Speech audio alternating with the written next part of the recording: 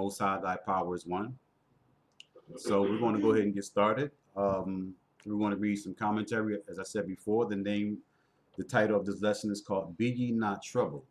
All right. So could you just read some of the commentary? It says, we live in a time period where we face threats, war, famine, disease, police brutality, and political unrest, and host of other dangers designed to target and destroy our highest people in the world. With all these attacks, how are we going to react, or what should we do as followers of the Most High? This lesson will address the many fearful signs and how we must stand in these last days. Right. So as everyone can see, we're living in the last days. We're embarking upon perilous times, and a lot of times, just living in this time period and witnessing the things that are taking place, it can confuse you. It can leave you it can bewilder you. It can cause you to develop a fear. It can cause you to become afraid. You can doubt. You can lose faith, not understanding, what's occurring in the earth right now. So we're just going to go over a few scriptures that's going to bring some clarity on how we have to be in the spirit, how we have to be strengthened regardless of these adversities that we're going to face. Okay, so let's get 2nd Ezra, the 15th chapter.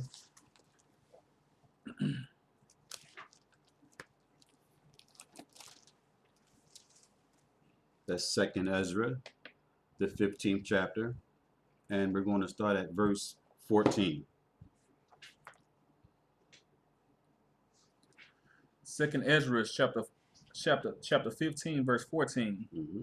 Woe to the world and them that dwell therein. Right. So the scriptures says, "Woe to the world and them that dwell therein."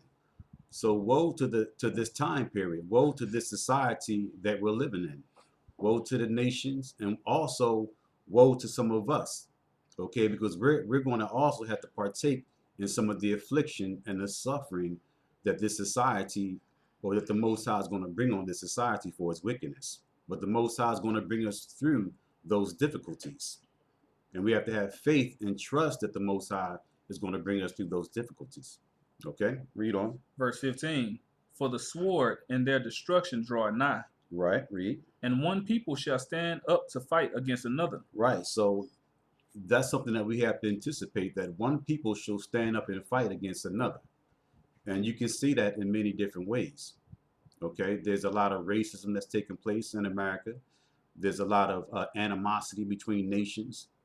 Okay, there's a lot of insurrection between nations, a lot of bickering and espionage among different governments and things like that. So you see these things taking place.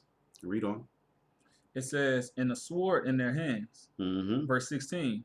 For there shall be sedition among men. Right, and that's what we have. We do have sedition among men. We have men taking things into their own hand, taking things into their own account. Read. And invading one another. Mm-hmm. They shall not regard their kings, nor princes. And right. Excuse me. Read that again. They should not regard their kings nor princes. Right, and that's what's happening. A lot of people don't regard their kings or their princes. A lot of people are going against the government. They're not listening to the government when they pass certain laws. A lot of people are not really paying attention to these things. Read on. And the course of their actions shall stand in their power. Mm-hmm. Read. A man shall desire to go into a city and shall not be able. Right, and you see that a lot of people are desiring to go into different places and do different things, but they're being cut off. Okay, so we're at that the society is at a point now where it's stagnating people and stopping people from going into different countries.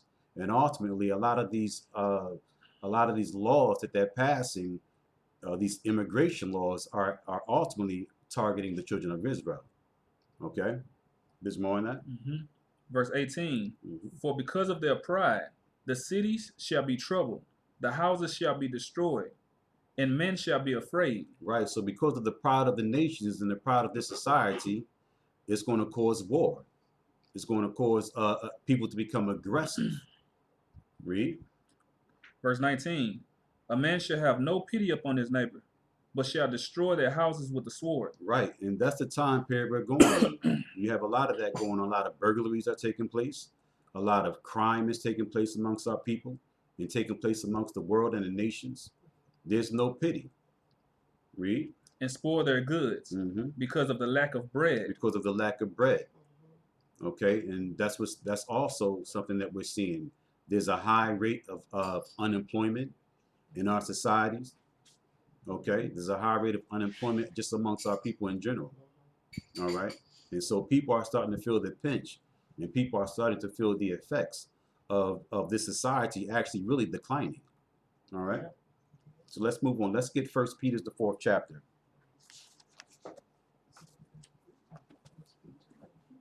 That's First Peter's 4th chapter. Is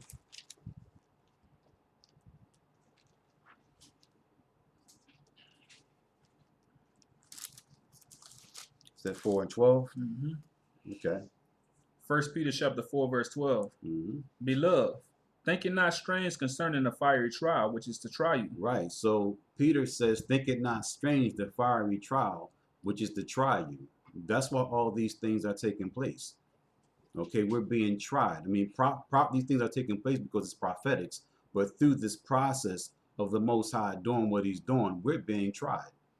The Most High is trying to test our fortitude. Okay, to see if we can be found worthy to stand in that day and to be heirs of the promises. Okay, read on. As though some strange thing may happen unto you, but rejoice inasmuch as you are partakers of Christ's suffering. Right, so that's all we're dealing with right now. We're dealing with the partaking of Yeshua's suffering.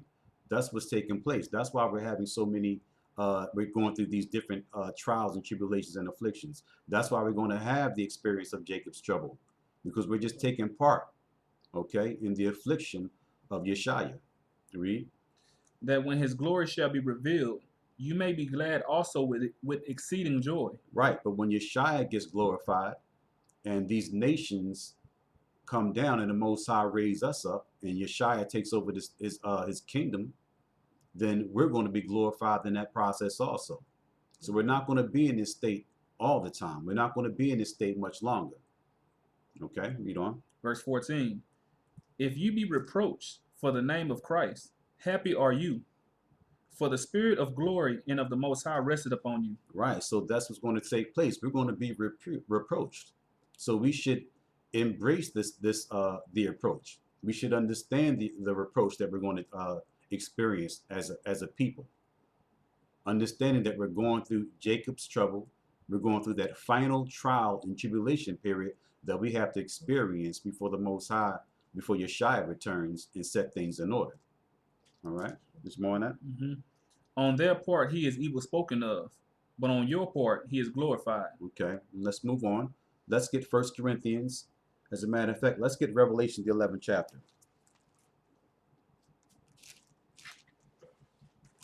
Because all these things that's taking place is for our deliverance.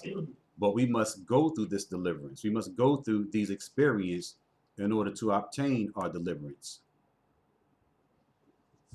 Revelations, the 11th chapter. And let's start from verse 18. Revelations chapter 11, verse 18. And the nations were angry, and thy wrath is come, in the time of the dead, that they should be judged. Right, so that's what's taking place. So the nations are angry, right? Because the nations know that they're at the end of their line. This society knows that they're standing on their last leg, and we're living in the last days and times. So they know that their world or their society is about to meet its demise. Okay, so when their society declines, our society and our world is going to rise. Okay, so there's a lot of animosity about that, so they don't want that to happen. Okay, so in their minds, they think that they can destroy the Most High's people, and there's nothing for them to possibly come back for, because we're all dead or we're all consumed. So that's what's in their mind, but the Most High have another plan for them.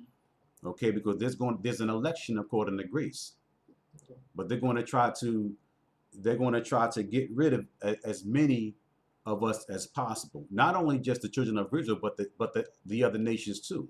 Those who are believers in the Most High and Yeshua. Okay, read. It says, and the nations were angry, Mm-hmm. and thy wrath is come, in the time of the dead, that they should be judged. Right. So that's what's taking place now. The nations, they're about to be judged, and they know it. So they get ready to come down upon us with great wrath. Read. And that thou shouldest give reward unto thy servants, the prophets. Right. So they don't want us to get the reward, which are the servants and the prophets and the Most High's people. That they don't want us to be heirs to the kingdom. Read. And to the saints, Mm-hmm. and them that fear thy name, Mm-hmm. small and great, and Mm-hmm. shouldest destroy them which destroy the earth. Right. So that's what's taking place. The Most High is about to destroy them that has been destroying the earth. Okay. And a lot of nations are taking part, have taken part, and still taking part in destroying the earth through them digging for mineral resources, fracking. Okay. Digging in the earth for gases, for natural gases, digging in the mines of the earth for gold and diamonds. They have to pay for that defilement of the earth. Okay, it's more on that. Verse 19. And the temple of the Most High was, yeah, that's it on that. That's it on that. Okay, let's get 1 Corinthians, the 10th chapter.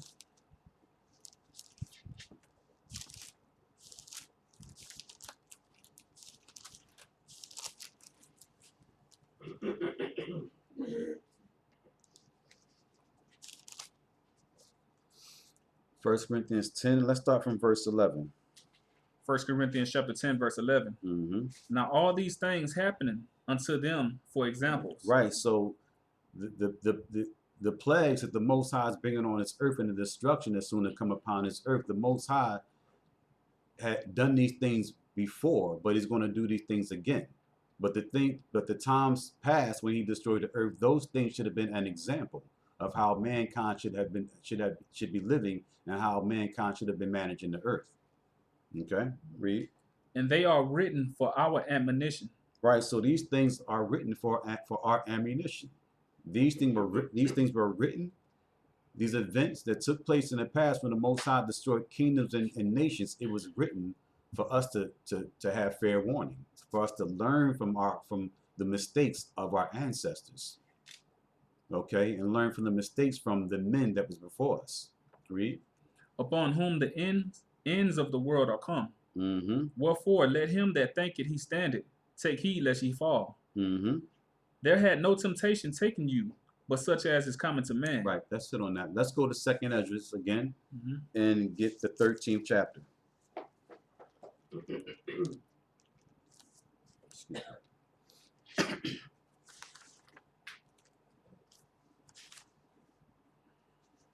Because I still want to stick on the aspect of us just understanding the trouble that we're going to experience in this society and how the nations are going to make a last effort and a last attempt to try to destroy the Most High's people.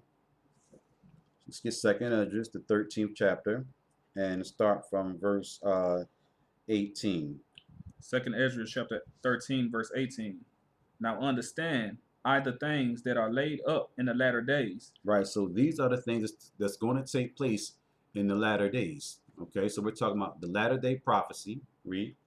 Which shall happen unto them and to those that are left behind. Right, so this is the experience that the people who are left behind are going to have. Read. Verse 19. Therefore are they come into great perils. Right, so that's what's happening. We're going to come into great perils. We have to settle this in our mind that we're just going to have this experience. There's no way we can escape it. Okay, all these things must come to pass. So we have to brace ourselves for these things and prepare ourselves for these things. Read on. And many necessities like as these dreams declare. Right, and we're going to find ourselves in need of many necessities. We're going to find ourselves in need of many different things. So a lot is going to transpire in these latter days. Read. Yet is it easier for him that is in danger to come into these things than to pass away as a cloud out of the world. Right, but it's better to have this experience than to pass away out of the cloud, as a cloud out of this world. Read. And not to see the things that happen in the last days. Read. And he answered and said unto me, and said, the interpretation of the vision shall I show thee. and I will open unto thee the thing that thou hast required, whereas thou hast spoken of them that are left behind. Mm-hmm. This is the interpretation. He that shall endure the peril in that time had kept himself. They that be fallen into danger are such as have works and have and faith towards all the Almighty. I'm sorry. Hold on a moment. I think something's going on with the camera.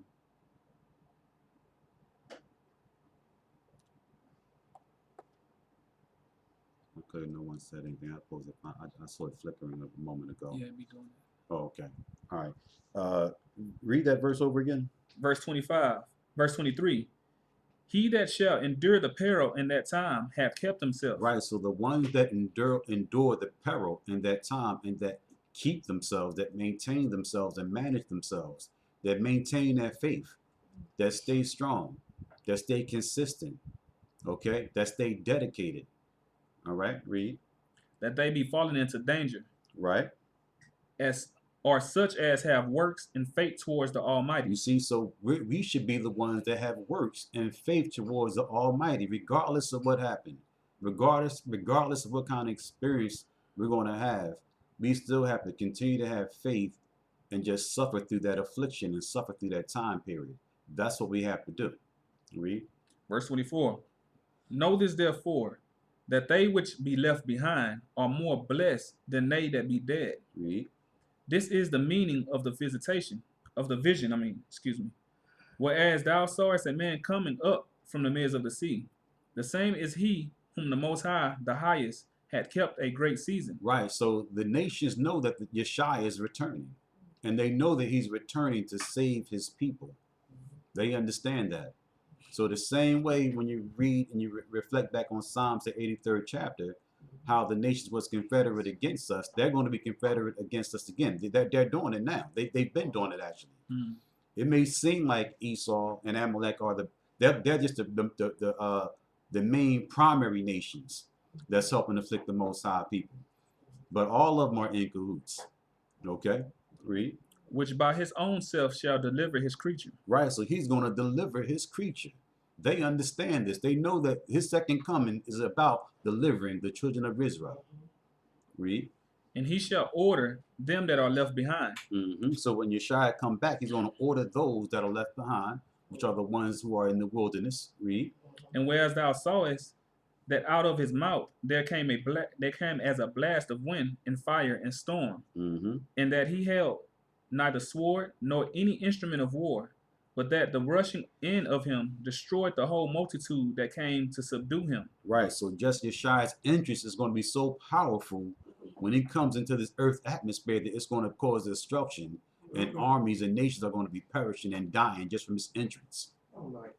Read. Verse 29. Behold, the days come when the Most High will begin to deliver them that are upon the earth. Right. We're in that time period where the days are about to come where the Most High is getting ready to start delivering those who are upon the earth. And they know it. The nations know it. So in their minds, listen, we have to get rid of them. We have to kill off as many as we can. Right now, it's like we're hostages. Just like in a hostage situation, when they know that the special forces is getting ready to come in, they try to just kill off everybody. So that's what's going to happen. That's all part of Jacob's trouble. Read. Verse 30. And he shall come to the astonishment, of them that dwell on the earth. Mm-hmm. And one shall undertake to fight against another, one city against another, one place against another, one people against another, Mm-hmm. and one realm against another. Right. So during this time period, is going to be great insurrection and great war. Okay. Great distress and perplexity upon nations.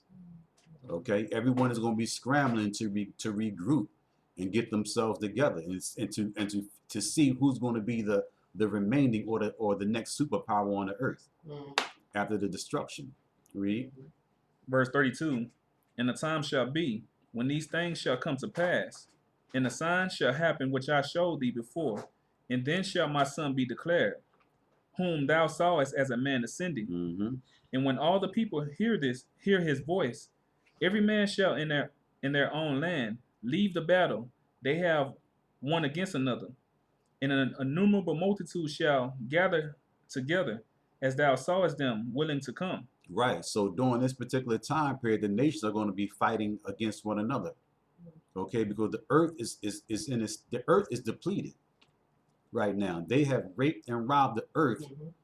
You understand? They have dug so many holes and ditches in her till everybody is scrambling for resources. Nations are they're running out of resources now. Nations are stocking up on their last barrels of oil, their last crumbs of gold. So now there's going to be a fight between the nations for mineral resources. All right, and while they're fighting against one another, Yeshua is going to be making his interest during that time, and then they're going to turn and fight against him. So while they're fighting against each other, they're going to be oppressing us, killing us off, trying to get rid of us, trying to stop the prophecies. Then when he comes, they're going to try to make an attempt to fight against him also. Okay, it's more on that. Verse 35. But he shall stand upon the top of the Mount Zion, and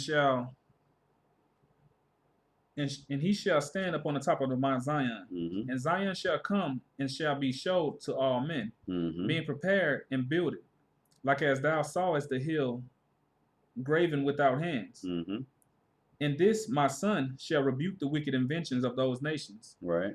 which for their wicked life are fallen into the tempest. Right. So all that technology and all that weapons, the Most High, Yeshua is going to rebuke them for those things. Because all those inventions and all the technology, what has it done to the earth? What has it done to mankind? It has destroyed us. It has perverted us, made us lazy. Okay, defiled us, defiled the land, the crops, the air. That's what all these things have done. That's why the scriptures consider them to be wicked inventions. Okay, read. Verse 38. And shall lay before them their evil thoughts, in the torments wherewith they shall begin to be tormented, which are like unto a flame, and he shall destroy them without labor, by the law which is like unto fire. And whereas thou sawest that he gathered another peaceable multitude upon them. Right, so they know that he's going to gather another peaceful multitude. Okay, so they don't want that to happen either. So a lot of brothers and sisters are going to, a lot of the other tribes that's in South and Central America, they're going to have a hard time too. But the Most High is going to deliver them also. But they're going to go after them also. The same way they've been going after Jake. Okay, primarily they've been going after Judah and Ephraim, you understand, in the cities for a long time now. But they're going to start really targeting the other tribes during this particular period. All right, so let's move on. Let's get, is it 2 Timothy, the 3rd chapter?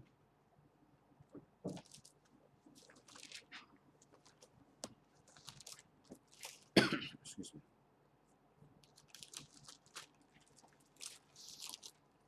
2 Timothy 3, and let's start from verse 1.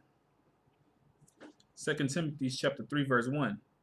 This know also, that in the last days perilous times shall come. So we need to know this.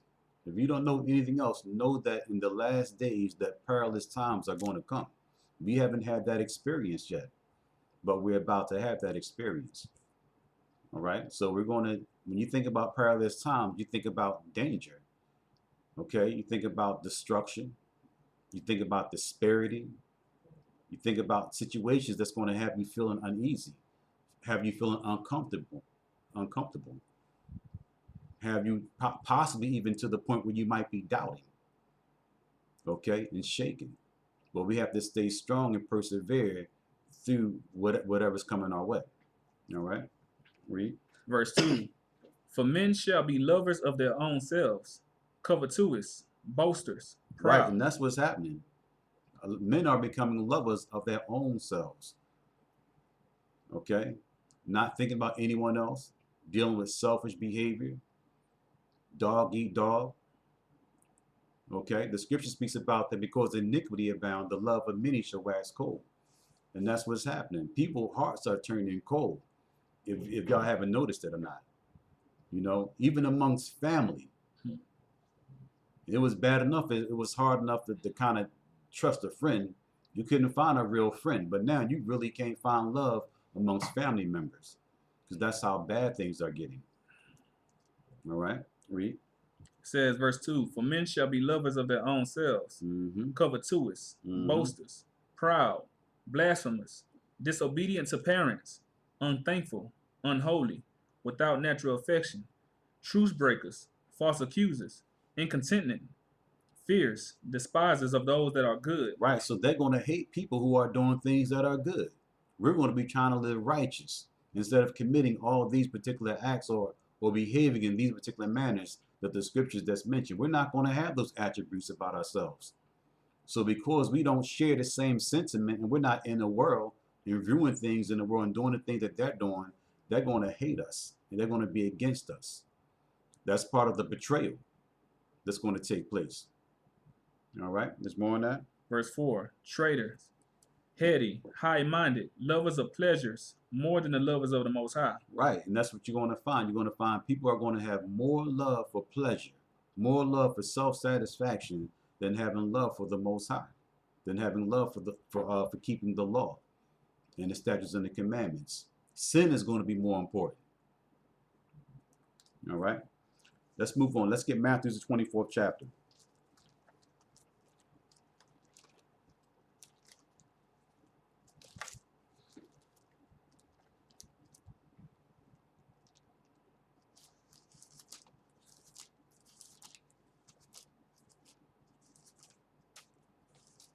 Matthew's 24, and let's start from verse 4. Matthew chapter 24, verse 4. And Yeshua answered and said unto them, take heed that no man deceive you. For many shall come in my name, saying... Let me start from verse 3, I apologize. Verse 3. And as he sat up on the Mount of Olives, the disciples came unto him privately, saying, tell us, when shall these things be? And what shall be the sign of thy coming, and the end of the world? Right, so the disciples asked Yeshua, when shall these things be, and what shall be the sign of thy coming and the end of the world? We're seeing evidence of some of the prophecies that Yeshua shared with the disciples. We're seeing evidence of those things occurring in society now. Read. Verse 4. And Yeshua answered and said unto them, take heed that no man deceive you. First of all, it said, take heed that no man deceive you. So we have to watch for deception. All right. And we know that there's a lot of deception going on in the media. There has been a lot of deception just in the educational field, what we learned in high school, what we learned in college. Okay. What we learned from TV, all these propaganda videos and things like that. So the deception is great. It's here. Read. Verse 5. For many shall come in my name, saying, I am Christ. Also, he said that many shall come in his name, saying he is Christ. Okay, we have had a few people in times past actually really claiming that they were Yeshua. Okay, and then just on a larger scale, you have people, far as in different religious communities. Okay, in their way, they're making claim that they're Yeshua too, or representatives of Yeshua. Okay, but we know that has been found out to be untrue. According to how we view the doctrine and according to what they teach, that's how we can make the distinction and determine that they're not of Yeshua. Okay, read. Verse 5. For many shall come in my name, saying, I am Christ, and shall deceive many. And ye shall hear of wars. That's interesting because that has happened. It's happening right now. It's actually been happening for a long period of time. Okay, people coming and saying that they are Yeshua and have been deceiving many with false doctrines. Okay, a lot of that came through with the flood, through the Roman Catholic Church and the Jesuit priests. You know, right? So the deception is alive. All right, read. Verse 6. Ye shall hear of wars and rumors of wars. See that ye be not troubled. Right. So we are hearing of wars. Okay, we've experienced many wars. You still have the Syrian conflict that's taking place. Right now, the war is cold. That's what they consider it to be when they're not necessarily using firearms and, you know, dropping grenades and things like that. Except for the few strikes that Obama was doing with the drones. But other than that, the war is cold. Okay, it's a cold war going on right now. All right, read. For all these things must come to pass, but the end is not yet. Right, but all these things must come to pass, but the end is not yet. So all these things have to happen, they have to transpire, they have to take place, but the end is not yet. So we still have to go through uh, um, a transitional period, okay? But we're in the beginning stages, or somewhere uh, in the beginning, close to the middle, possibly, okay, of this stage, okay? Read. Verse 7.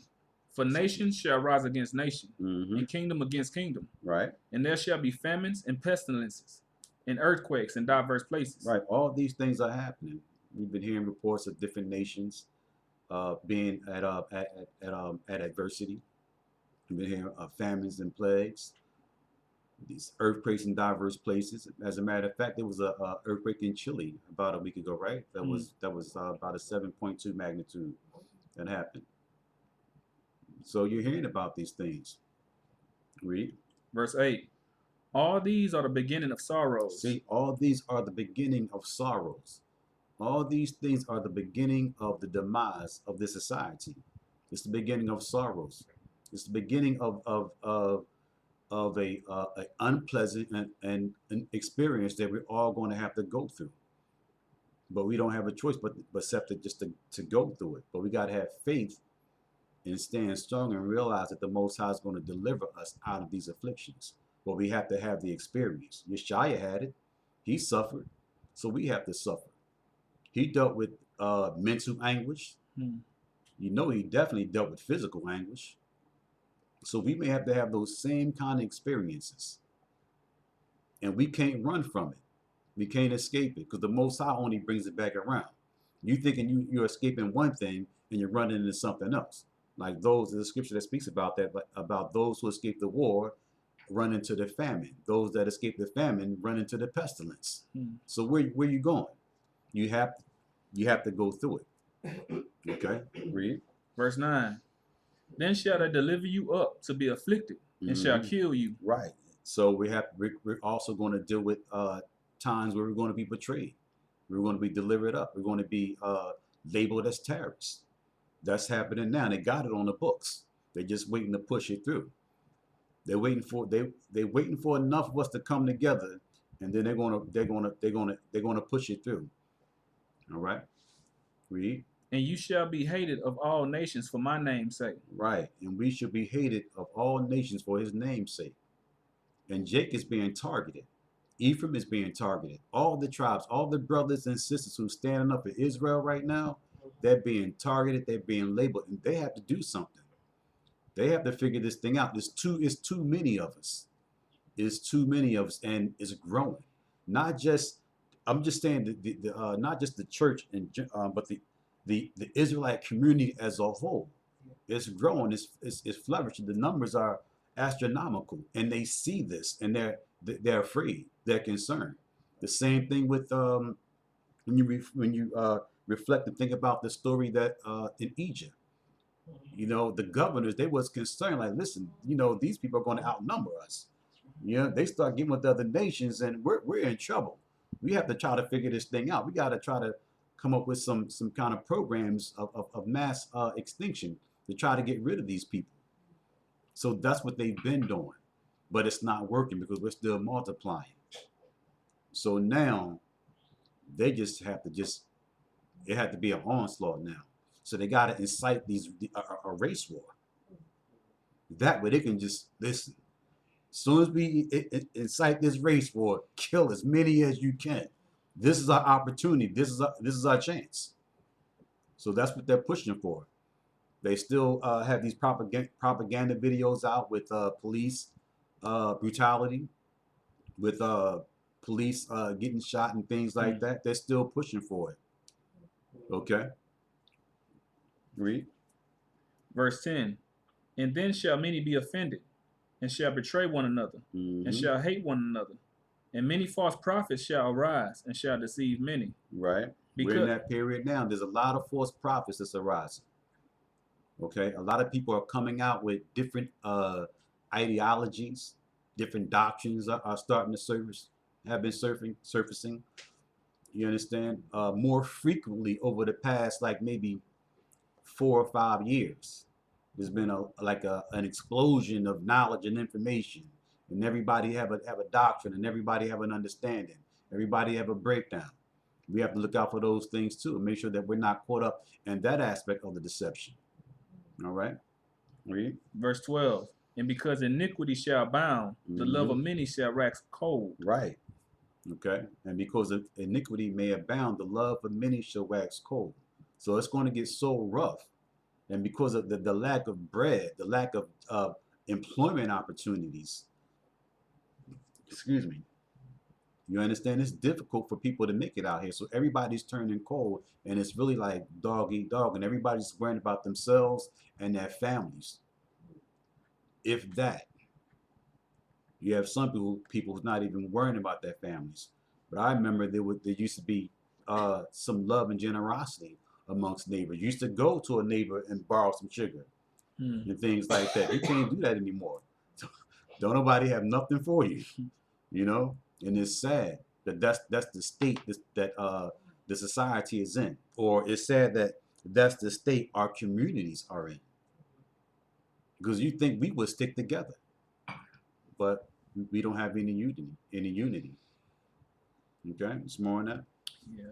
Verse 13. But he that shall endure unto the end, the same shall be saved. Right, but he that endure unto the end, those are the ones that should be saved. So now we have to deal with endurance. And when you think about endurance, you think about a time period. You think about, a length of space in time that you have to go through. So you have all these different, you have all these different experiences. You understand all these different obstacles and barriers that you have to overcome. All these different trials, hardships that you have to just go through. There's nothing else you can do. Well, right? Acceptable men is tried in the furnace of adversity. Women too. So you have to go through it. And while we're going through this and having this experience, the Most High is beating the sin off of us. He's beating the wickedness off of us, the evil. That's what he's doing. He's chopping at us, refining us in this process. So we should embrace this. We should want to go through this, because that's what it takes sometimes for us. It takes for us to get it beaten, for us to get it together. As long as we're not being afflicted, we'll stay in our wickedness. But when these things start occurring and taking place, it's going to make you want to get yourself together. Okay? There's more on that. Verse 14. Mm-hmm. And this gospel of the kingdom shall be preached in all the world for a witness unto all nations, and then shall the end come. Right. So the nations have to bear witness to this the true truth, not Christianity and not the lies that has been told about Yeshua, about the Most High, about his people and who they are. That's not out there yet the way that it needs to be. It's getting out there. It's becoming more and more, people are becoming more and more aware of who we are and the truth. But this has to be preached to all nations. All right? Let's move on. Let's get 2 Thessalonians. Excuse me.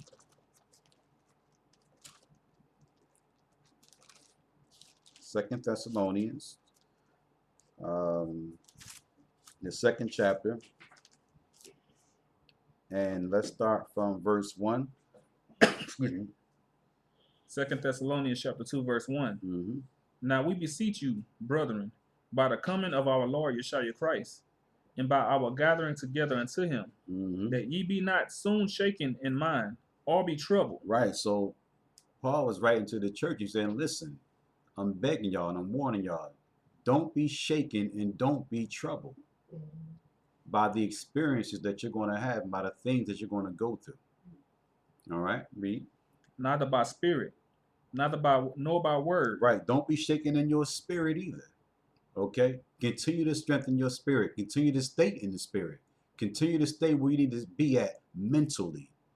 Okay, and just being aware and examining what's going on in society, like the scriptures talks about that we're not in perilous times. I think it's Romans 13:11, where it talks about redeeming the days, because redeeming the time, because the days are evil. Yeah. We have to think about that and be aware of that. And that's the kind of mindset we need to be in. Cautious, always paying attention. All right? Read. It says, nor by word, nor by letter, as from us, as that the day of Christ is at hand. That's interesting too, because he says, don't be shaken, don't be troubled, neither by spirit, nor by word, nor by letter. And that's interesting too, because that's what the media uses.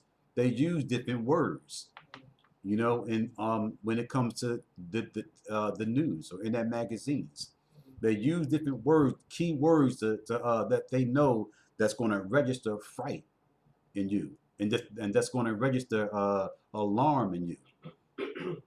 Okay, and people do that also. They'll use certain words, innuendos, to try to discourage you and to get you to think negative and to shake your faith.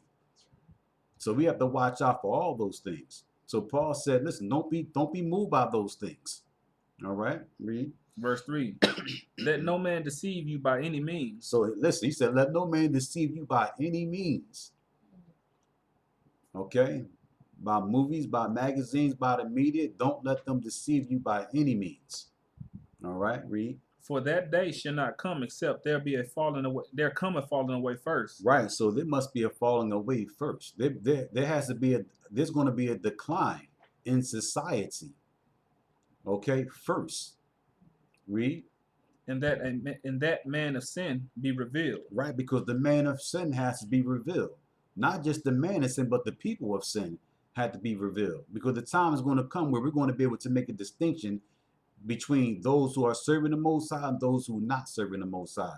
You're going to be able to just see who's a child of light and see who's a child of darkness. Read. The son of perdition, Mm-hmm. who opposes it and exalted himself above all that is called the Most High. Right, so it's just not one person that's doing this. A lot of people do this. A lot of people oppose and exalt themselves against the Most High. Read. All that is worship, Mm-hmm. so that he, as the Most High, sitteth in the temple of the Most High, showing himself that he is the Most High. Right. Listen. Let's sit on that. Okay, let's move on. Let's get let's get Ecclesiasticus, the first chapter in the Apocrypha.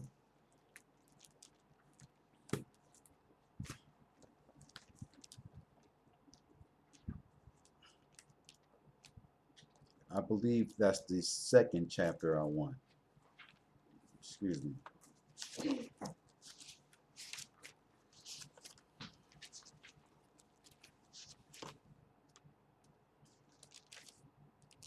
I want to read about part of the preparation process that I just want people just to keep in mind when it comes to serving the Most High. Ecclesiastes 2. Yes, sir. Ecclesiasticus chapter 2, verse 1. Mm-hmm. My son, if thou come to serve the Most High, prepare thy soul for temptation. Right. That's what we're doing, right? All of us is in this knowledge and this truth. We came into this knowledge and this truth to serve the Most High. So we have to prepare ourselves. Read. Verse 2. Set thy heart aright. Right. Set our heart aright. Okay. So we have to set our mindset. Get our mind together. Understand, like, we're going to have certain experiences and we have to just settle that in our mind. Okay. Don't run. Don't panic when certain things happen. When you go through certain things. When certain things befall you, don't run. Stand firm, stand strong, go through it. All right? Because the Most High is going to bring us through. A lot of times we always panic. I don't know why we do that. And every time he delivers us. But initially, we always got to go through this panic phase. When all you have to do is just be patient and relax. Take the affliction. You understand? Think about all the things we've experienced that we panicked and we didn't have to panic about it. We didn't have to stress about it. We ended up just bringing further situations on ourselves, and we ended up making ourselves sick with the worrying. When the Most High brought us through, and then later on, we say to ourselves, "Wow, I didn't even have to go through all that. Why did I put myself through that?" But we do it every time, and you think that we would have learned by now that, yeah, every time I have a bad experience or go through something, the Most High still end up delivering me. Yeah. But sometimes it never works out that way. It never clicks that way. Every time something happens, we go in panic mode. We want to try to make a move. Okay, read. Verse 2. Set thy heart aright and constantly endure. Right, constantly endure. Those that endure unto the end shall be saved. That's what we have to do. Constantly endure. Just don't endure, you understand, for 6 months to a year and say I tried. No, constantly endure. That's what you have to do. That's all a part of it. You can't escape it any other way. You have to go through it. You understand? Read. And make not haste in time of trouble. Right, and don't make haste in time of trouble. It kind of made me think about firefighters. You understand? They don't run from the fire. They be in it. They go in it. They run towards it, and then they go through it. They douse themselves with water or whatever chemicals they use, and they go through the fire. Especially when they're trying to save a life. That's how we have to be to save our own lives. Go through this fire. Read. Verse 3. Cleave unto him and depart not away. Right, cleave unto the Most High and depart not away. But we do the opposite. We think that the right thing to do is to run away. We think that's what secures us and protect us to I don't want to say backslide, but to back out. Because we're trying to avoid the experience. And that's what people don't understand. You can't avoid the experience. You have to have the experience. You have to have the Yeshaya experience. You have to go through that suffering. And we don't want to. We want to avoid it. Okay? Read. It says that thou mayest be increased at thy last end. You see that? If you go through it at your last end, at the end of everything you've experienced, you're going to see an increase. You're going to see a benefit. You're going to reap a reward. But we run from it.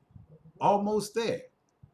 At 50% capacity, sometimes 75, we be almost there and we back out because it gets too hard. It gets too rough. It gets too difficult. And we back out.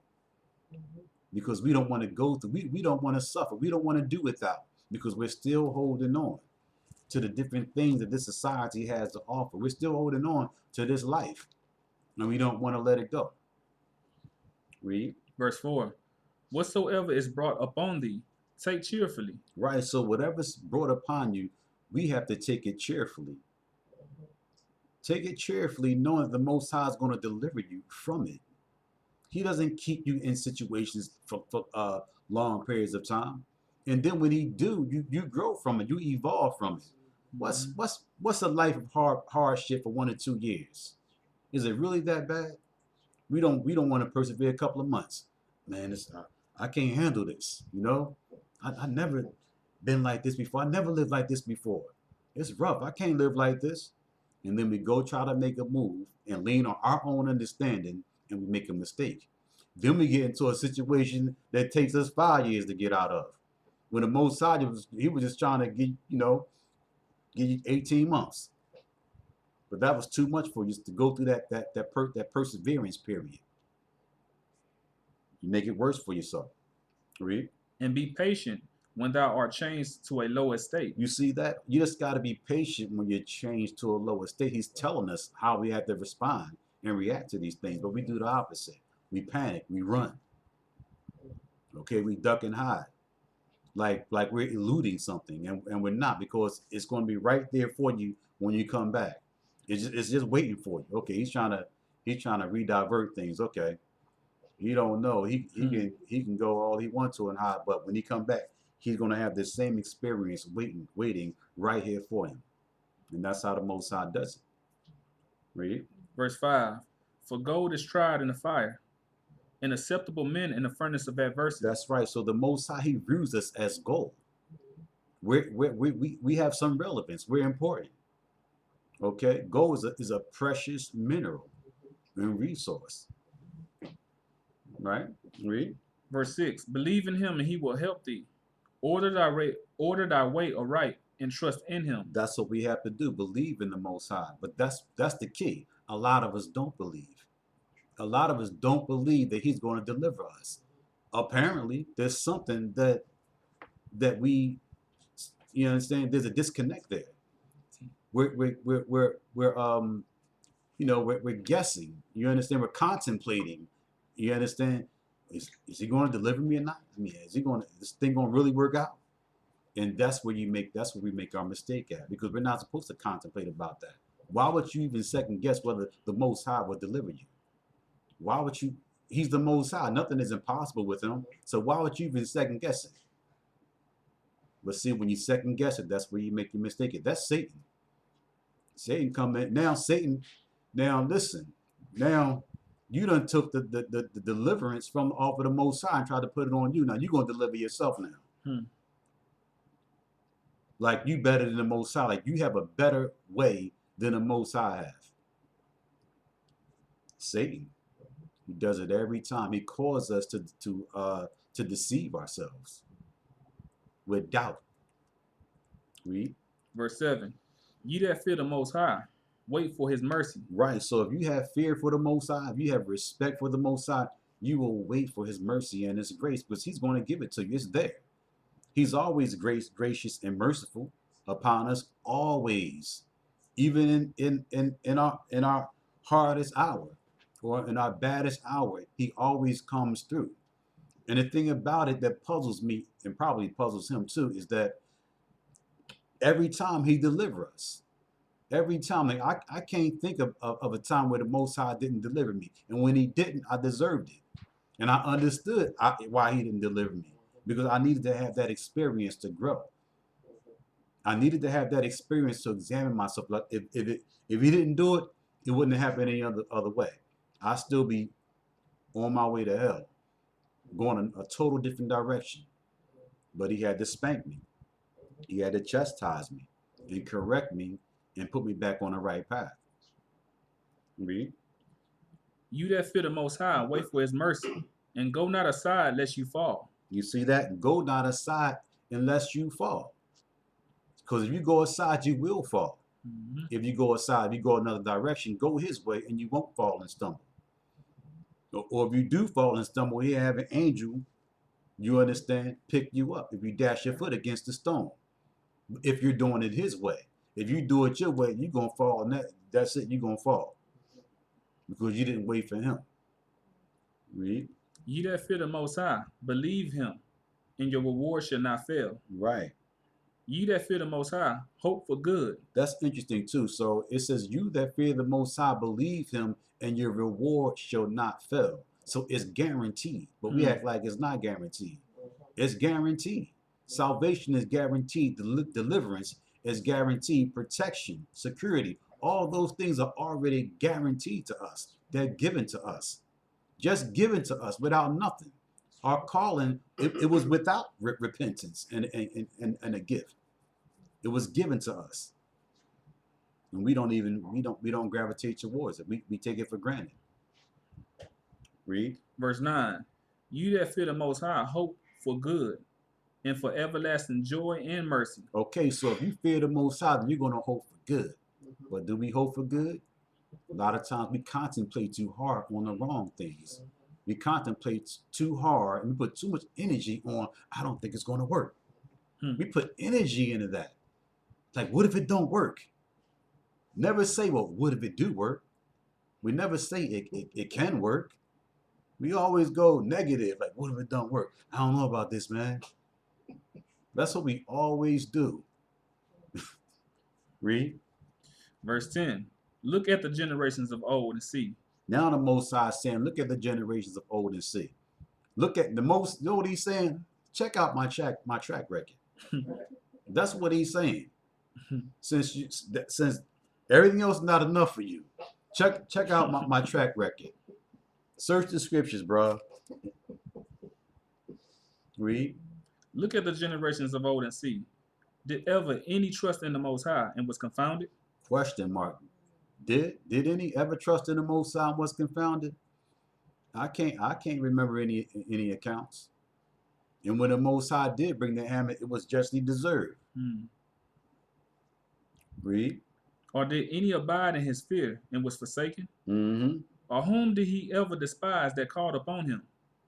For the Most High is full of compassion and mercy, long-suffering, and very pitiful, and forgiveth sins. You see that? So he's full of compassion, long suffering, and he has pity, and he forgives sins. On top of all of that, and you think we would appreciate that? You take those things into consideration? No, we go straight negative. Like, I don't know.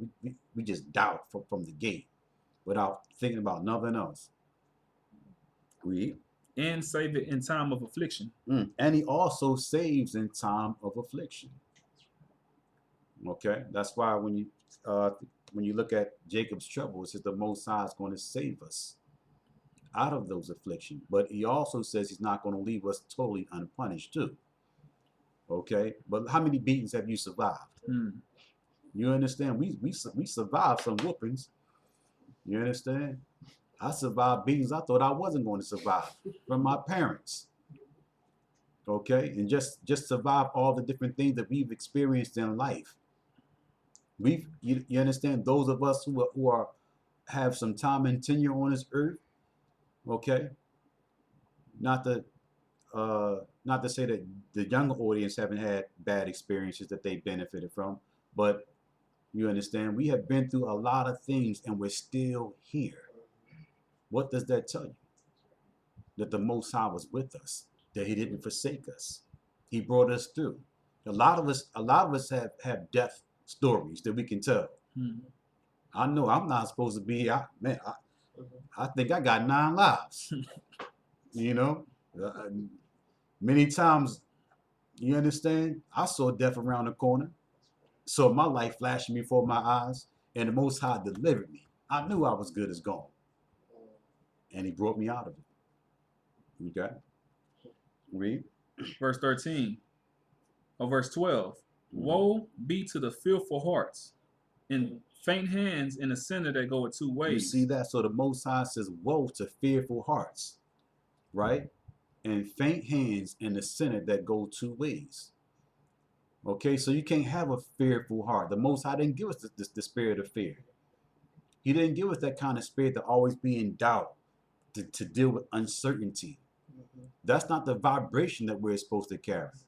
We're supposed to feel confident, okay? Have courage, have things confirmed that the Most High can pull us through, or that we're going to make it through.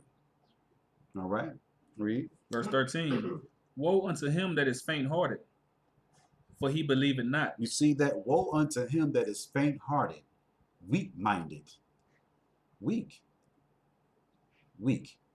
no strength at all.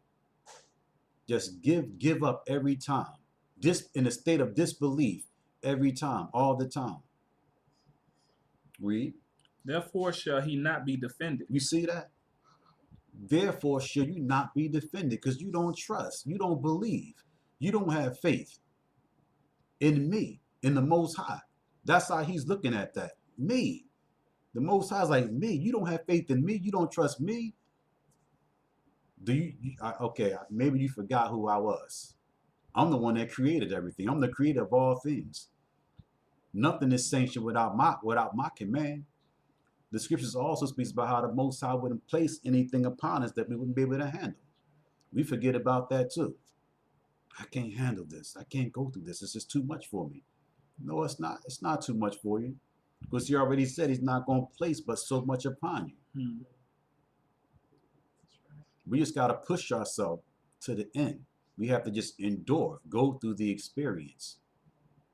Okay, read. Verse 14. Woe unto you that have lost patience. And what will you do when the Most High shall visit you? You see that? So woe unto you, destruction unto you. And what are you going to do when he visits you? What happened? The Most High is going to laugh at you in your calamity, like Proverbs talks about. And then when he personally deal with you, when he called you, how can you explain your actions? How can you explain your behavior? And then you wonder why we have certain experiences and go through certain things. Why am I still in this condition? Because you need to be in that condition. Not believing and having faith in me. You need to deal with what you're dealing with. Not having faith in the Most High, not believing that he can deliver you out of the situation. You're in a situation, you've been in a situation for a long period of time, and you don't believe he can deliver you out of it. And you're wondering why you're still in it. Because you didn't believe he can get you out of it. So he lets you stay there in that state. And you wonder why you're not growing. You wonder why your life hasn't changed. Because you don't believe and you don't have faith. And you're not trying to get yourself together. You're not trusting in him enough. You understand, and respecting him enough to want to work towards getting yourself together and do right. So therefore, he leave you out there. You get abandoned. Okay, there's more on that? Yeah, verse 15, it says, they that fear the Most High will not disobey his word. You see that? So they that fear the Most High will not disobey his word. Understand his word. Understand that the Most High says that he's going to deliver you. Okay, but it's also based off of our performance also. You understand? He doesn't do it for nothing. You understand? He wants you to examine yourself, and he wants you to live according to his laws and his commandments. All right, read. And they that love him will keep his ways. There it is. So they that love him will keep his ways. Those that respect the Most High, those that revere the Most High, those that understand that he's the power of all powers. Read. Verse 16, they that fear the Most High will seek that which is well pleasing unto him.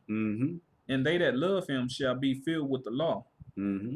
They that fear the Most High will prepare their hearts and humble their souls in his sight. Right. And that's what people got to do, prepare their hearts and humble their souls in the Most High sight. Develop the mindset. All right, read. Saying, we will fall into the hands of the Most High and not into the hands of men. But see, that's what we like to do. We like to fall into the hands of men. Trusting in man. Thinking man is the one that's going to deliver you. That's what we do. Read that again. Saying, we will fall into the hands of the Most High and not into the hands of men. Right. That's what we should be saying. We shall fall into the hands of the Most High and not into the hands of men.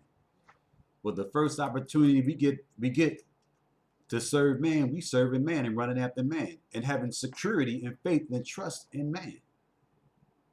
Just like Isaiah 30:1 talks about. Trusting in Egypt or in the nations because they are strong, they have many chariots. That's why this society has to meet its demise. That's why this society have to go on a downfall. Because as long as the society is standing, we're going to hold on to it. And we're going to gravitate towards it. The Most High already knows it. That's why slowly but surely, he's going to destroy this society that we're living in. He has to. Because if he don't take it from us, we're never going to let it go. If he don't take it from us. All right. There's more on that. Last part, it says, for as his majesty is, so is his mercy. Right. So as his majesty is, as his greatness is, and his preeminence, so is his mercy. His mercy is great. Okay. His mercy is unlimited. All right. Let's move on. 2 Timothy's. Let's get 2 Timothy's, the 4th chapter. Okay.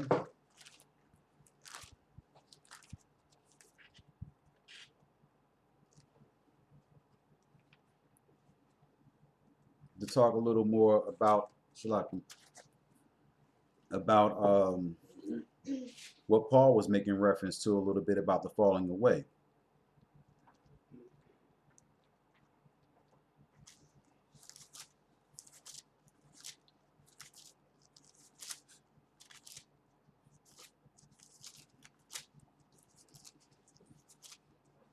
Excuse me one moment, please. Okay, yes, the water. Oh, that's it right there? Okay, the water. Thank you. One moment.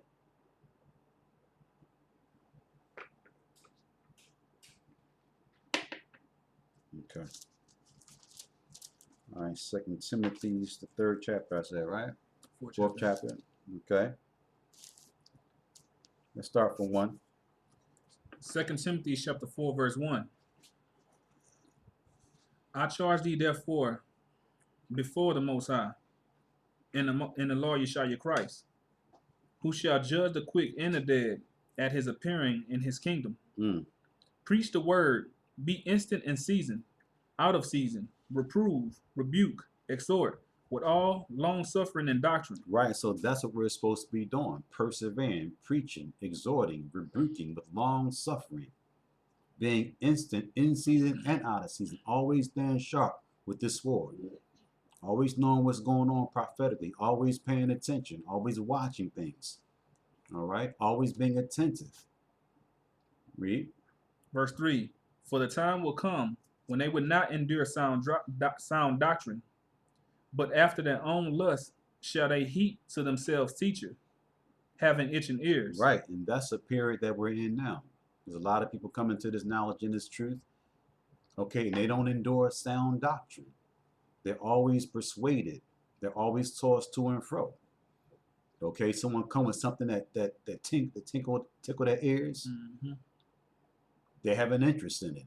Then they start going into it. Next thing you know, that they deal with the deception.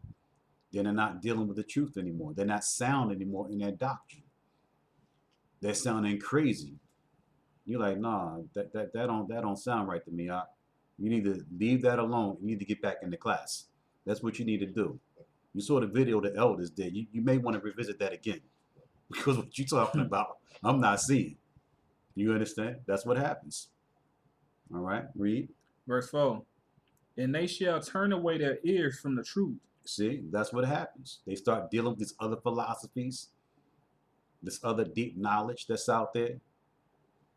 Because everybody want to be deep. Everybody's looking for the new style or something. You know, they're looking for that next level. Nobody wants to be plain anymore. Nobody want to just deal with just the plain knowledge. Paul spoke about that his words, that his preaching was not with, you know, and he wasn't enticing people, and he wasn't using, you know, big words. He just kept it simple. You understand? Just so people can just get the information and get the understanding. He was just trying to simply edify. That's all he was trying to do. Paul wasn't trying to sound deep so everybody can gravitate towards something and give him accolades and say, Paul, don't you the truth, huh? He wasn't on that kind of level. It seems like everybody is kind of pushing for that right now. They want to be exalted. Nobody just want to be plain. Read. Verse 5, or excuse me, verse 4, and they shall turn away their ears from the truth, and shall be turned unto fables. Right, and that's what's happened. They've turned their ears away from the truth, and now they're dealing with fables. They're dealing with lies. They're dealing with false or prefabricated stories and information. Read. Verse 5, but watch thou in all things, and endure afflictions, do the work of an evangelist, make full proof of thy ministry. Right, that's what we have to do. We have to watch in all things, and we have to do the work of an evangelist, and we have to make full proof of our ministry. Stay sound, stay within the lines or within the confines of the teachings. All right, read. Let's sit on that. Okay, let's move on. Let's get 2 Timothy, the 2nd chapter. I'm sorry, read the commentary. We haven't read commentary in a minute, have we? It says, many times our people get impatient and forget we ought to endure many things before Christ returns. This impatience leads many to be deceived with new doctrines due to them no longer wanting to endure walking in righteousness. You see that? This is Elder Rawchaa commentary. Read that again from the top. It says, many times our people get impatient and forget we are to endure many things before Christ returns. Right, so we forget because we're impatient. So we forget. We forget what the thing that we're supposed to hold on to. We forget the thing that we were taught because new information is constantly being introduced into society, or it's constantly being introduced within certain circles. All right, certain different genres of information is always surfacing and coming out, and people got itching ears, and that's the mistake that we make. Instead of just staying where you need to stay at, you don't have to go over there or go over here. Stay on your course, stay on your path. Okay, because Yeshaya warned us about this. He said that he warned us about the deception, and that's what's taking place. Okay, with these different doctrines, and many shall come in my name, saying, I am Christ. This is what's taking place. All right, read. It says, this impatience leads many to be deceived with new doctrines, Mm-hmm. due to them no longer wanting to endure walking in righteousness. Some wish to go back to their own sinful ways. Mm. Sometimes people go into other doctrines because they have been offended by another brother during correction. Some simply some simply find an offense because they have unrest in a home with their spouse losing faith and now need an excuse to separate themselves from the body. Now the truth has become grievous to them. You see that? So there's many different things that people deal with and go through that sways their decision and cause them to not want to deal with the truth anymore. All right, let's get Matthews 20 and 20 real quick.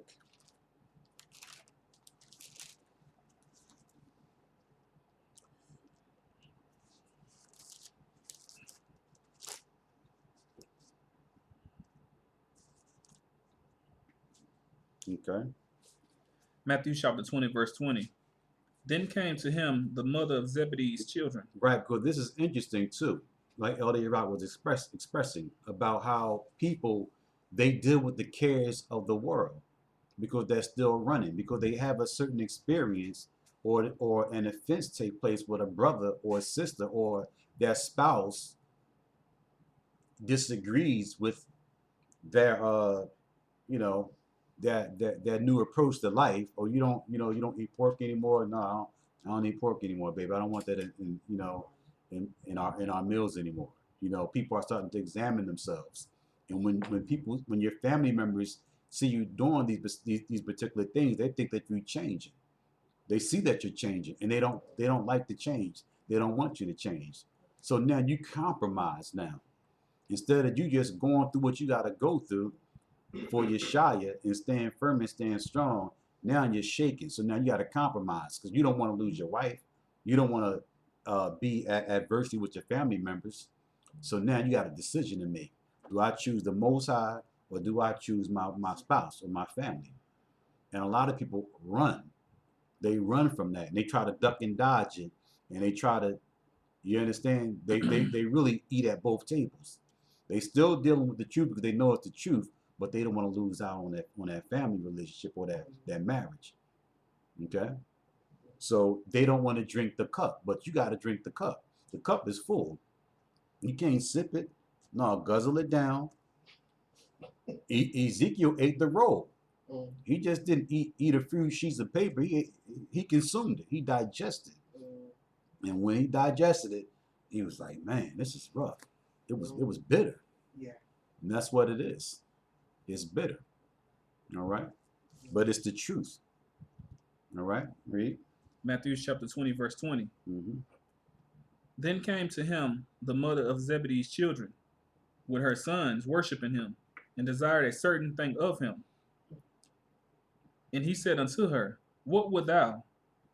She said unto him, grant that these my two sons may sit, the one on thy right hand and the other on thy left. And this was a good thing, though, for a mom to want this for her sons. The one sons that come into the truth and follow Yeshua and be disciples. It's a beautiful thing. Read. The one on thy right hand and the other on the left in thy Mhm. kingdom. But Yeshua answered and said, you know not what you ask. Are ye able to drink of the cup that I shall drink of? Right. So he said, listen, sister, are you sure you want your brothers to follow me, your sons to follow me, and live the life that I'm living and have the experience that I'm having? Are you sure about that? You think they're prepared for that? You think they can handle this? Read. And to be baptized with the baptism that I am baptized with? They say unto him, we are able. And they said, yeah, we're ready. Just like everybody else. Yeah, I can handle it, Doc. I'm ready. You ready to get baptized, Doc? This is why a lot of times we don't baptize people immediately. And everybody kind of have issues with us because they feel like we're prolonging their baptism or we're stagnating their progress. And that's not what's taking place. We have to make sure that you're ready for this responsibility because that's what it is. It's a commitment. This is not the Boy Scout. It's not a boys club. You understand? This is real life. When you called upon to come in and do the work, that's what's going to be expected of you. You're gonna have to put your life on the line. Are you ready for that? When we go out and speak at camp, there's a possibility that you could die today. Are you prepared for that? Are you ready for that? Because you want to go through the initiation process. That's what it's about. It's about suffering, about the affliction, doing the work, and possibly being a martyr. Are you ready for that? Okay, read. Verse 23. He said unto them, you shall drink indeed of my cup. You're going to drink indeed of this cup. You're going to have this experience, especially if you're rolling with me. You're going to have an experience. You're going to go through something. And for us being baptized in Yeshua, you understand, we're going to have the experience too. It's as if we were with him the way that they were with him real time back then. Read. You shall indeed drink of my cup and be baptized with the baptism that I've been baptized with. Mm-hmm. But to sit on my right hand and on my left is not mine to give, Mm-hmm. but it shall be given to them for whom it is prepared of my Father. Right. So he said, listen, you definitely gonna have this experience. You can come, you can get baptized, you can do the work, you can follow me, you can help me, you can be my assistance. But just know that what I go through, you're gonna go through. All right. Let's move on. Let's get St. John the 6th chapter. 6.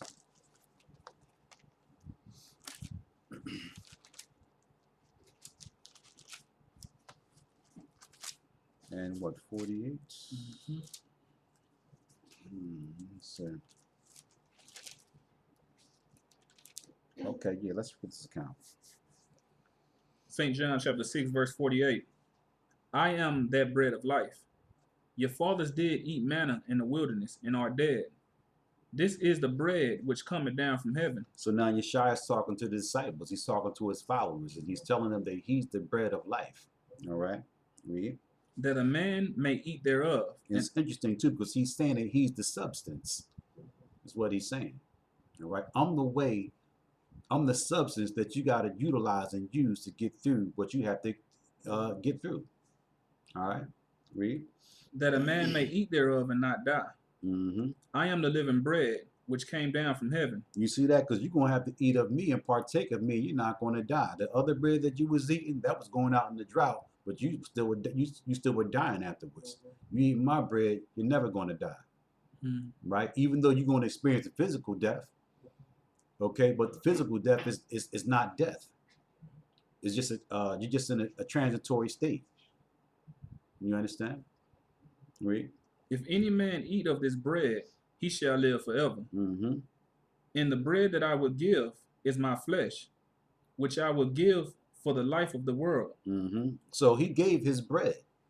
The bread that he gave was his flesh, and he gave it. Okay, so he put his bread down. Okay, he put his bread on the line, which was his body. Right? The same way, a lot of times we say, well, listen, when you come into the truth, bring forth your brick. So he brought forth his, so now we gotta bring forth ours. Read. Verse 52. The Jews therefore strove amongst themselves, saying, how can this man give us his flesh to eat? Mm-hmm. Then Yeshua said unto right, so they was puzzled. They was like, listen, how can this man give us his flesh to eat? Because Christ was kind of dropping things a little over their head. But the ones who was there got it. But the ones who were still carnal and wasn't ready and wasn't meant to get it, they didn't get it. It was physical to them. Okay, read. Verse 53. Then Yeshua said unto them, verily, verily, I say unto you, except you eat the flesh of the Son of Man and drink his blood, ye have no life in you. You see that? So except you have the experience and you go through the trial and the tribulation, you don't have any life in you. That's the only way you get it. You have to go through it. You understand? You don't get it any other way. He's just not going to give it to us. You understand? We have to work for it. We have to earn it. All right? Read. Verse 54. Whoso eateth my flesh and drinketh my blood hath eternal life, and I will raise him up at the last day. For my flesh is meat indeed, and my blood is drink indeed. He that eateth my flesh and drinketh my blood dwelleth in me, and I in him. You see that? So he who had the experience, okay, he that had the faith and the belief and the consistency, he that lived by the examples of Yeshaya, they're the ones that he dwells in. Okay, read. Verse 57. As the living Father has sent me, and I live by the Father, so he that eateth me, even he shall live by me. You see that? That is the experience, it's the examples of Yeshaya. The same way that he lived by the Father and led by example, okay? Supported the things that the Most High wanted supported, did the things that the Most High wanted done in the earth. Now we in turn have to do the same things that Yeshaya did. We have to follow the protocol. It's a program. All right? Read. Verse 58. This is that bread which came down from heaven, not as your fathers did eat manna and are dead. He that eateth of this bread shall live forever. These things said he in the synagogue as he taught in Capernaum. Many therefore of his disciples, when they had heard this, said, This is an hard saying. Who can hear it? So this is a hard saying. Who can hear it? The same thing that we say. Like, this is a difficult thing to do. It's hard being in this truth. It's hard dealing with this sort of thing. It's hard living this kind of life. But we have to live it. Okay, excuse me. Read. Verse 61.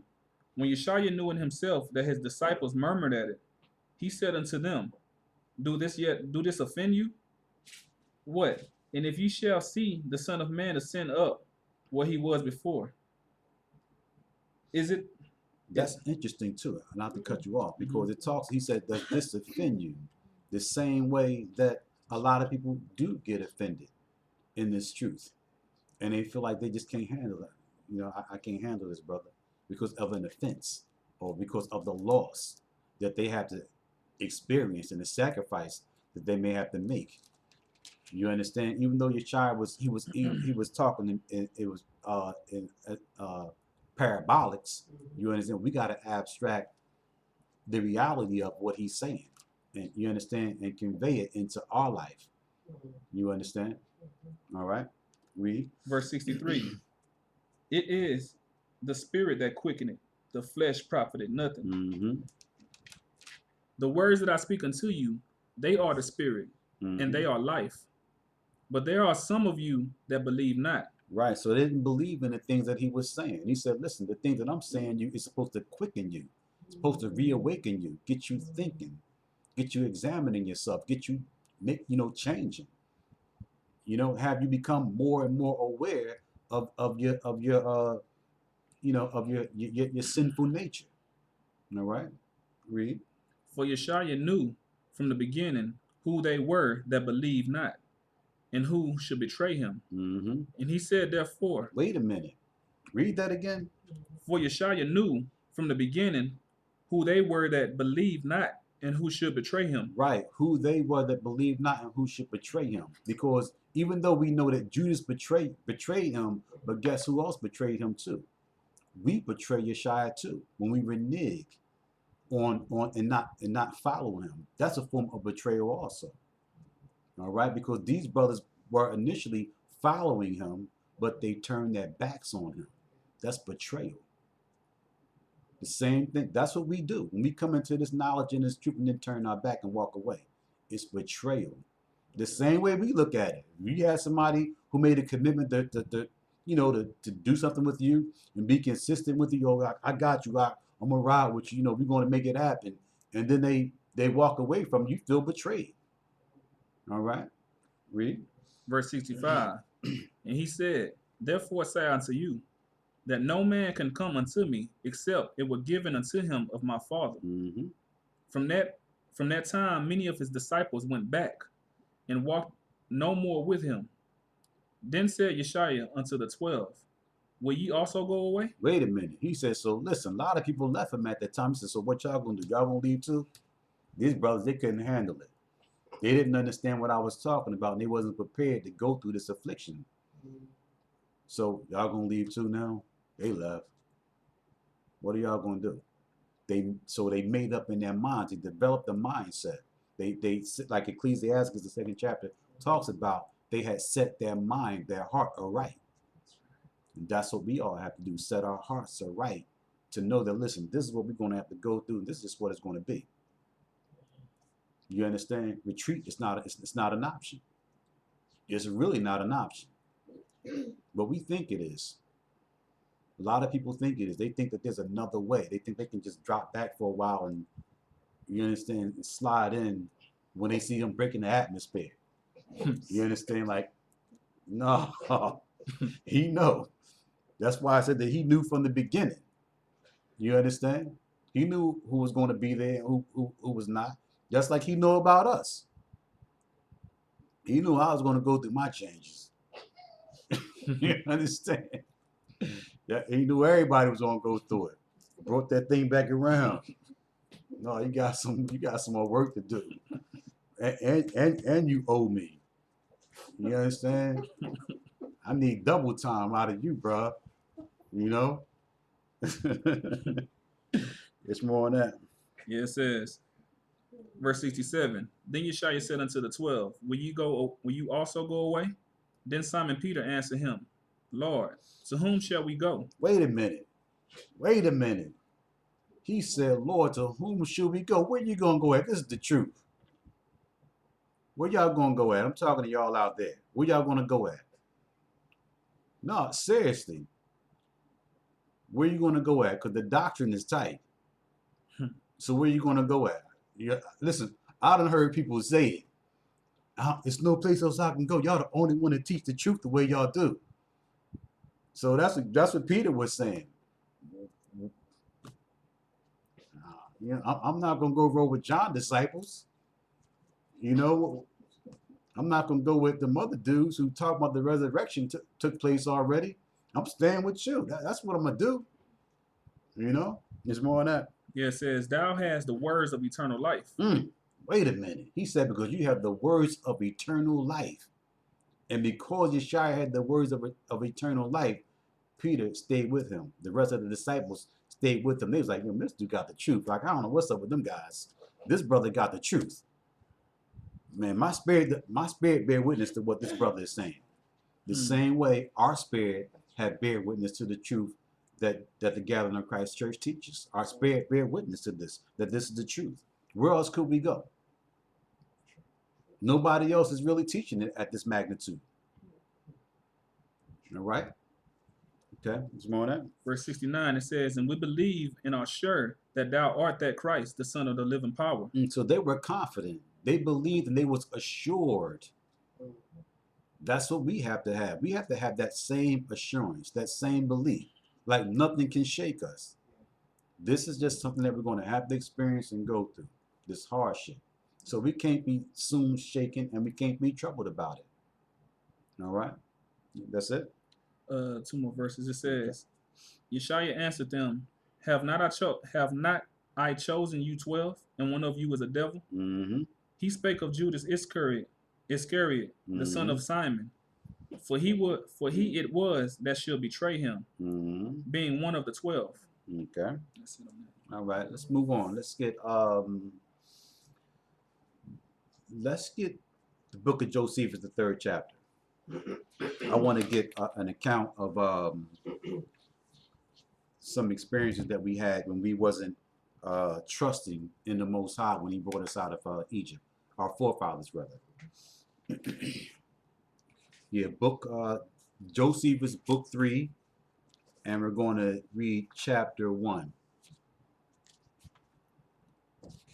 Book 3, chapter 1. Chapter 1. That's it.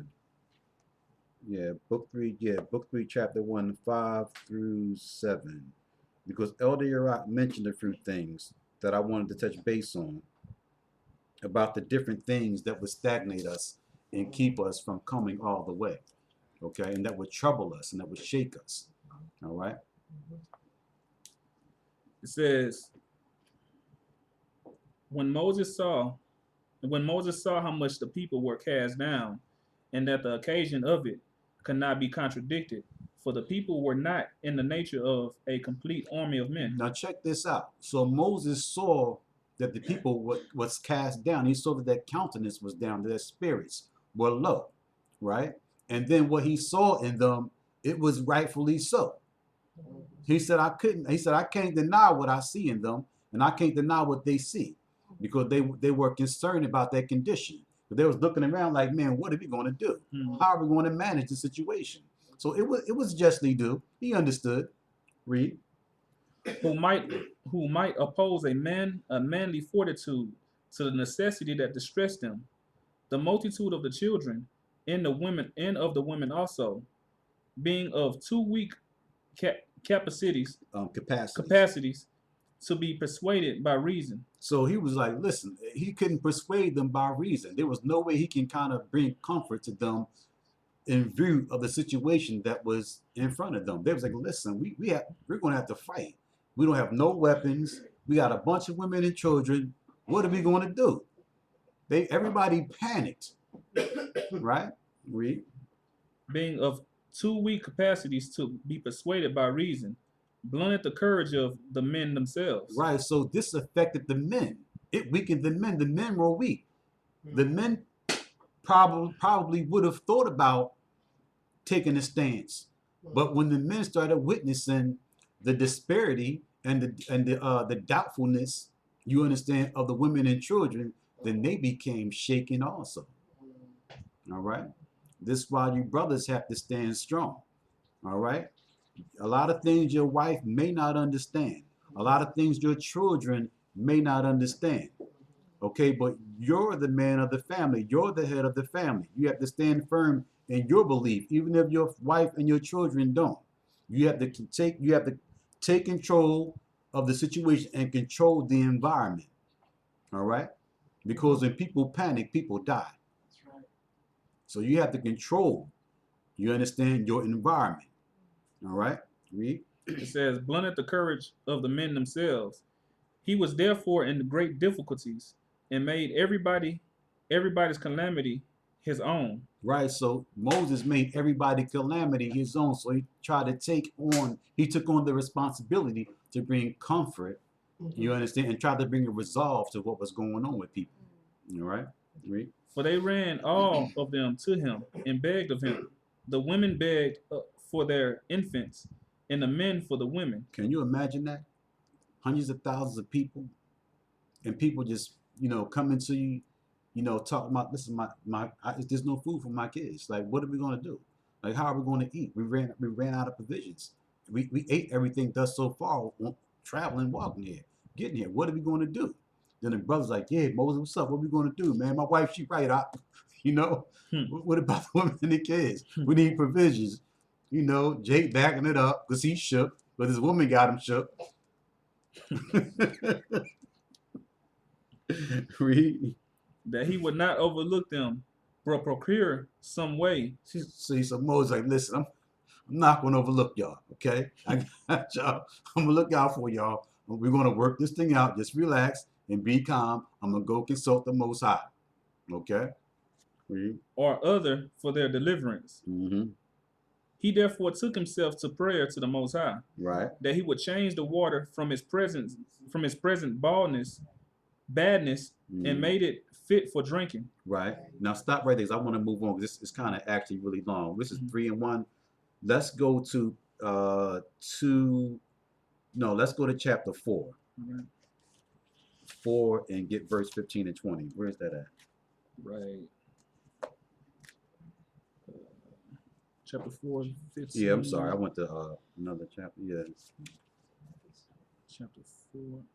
Is it over here? Book 3, chapter 4, 15. Let me see. No, I think it's right here.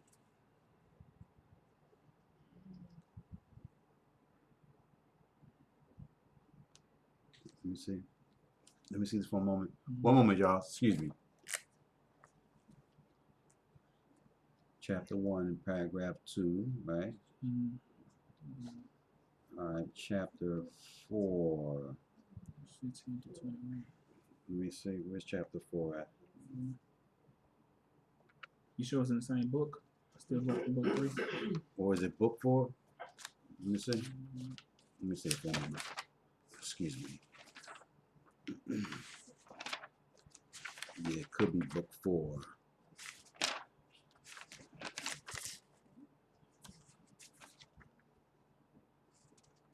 Book 4, right?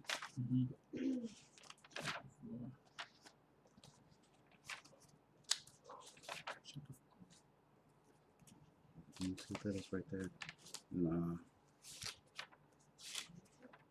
Where did I have that highlighted at?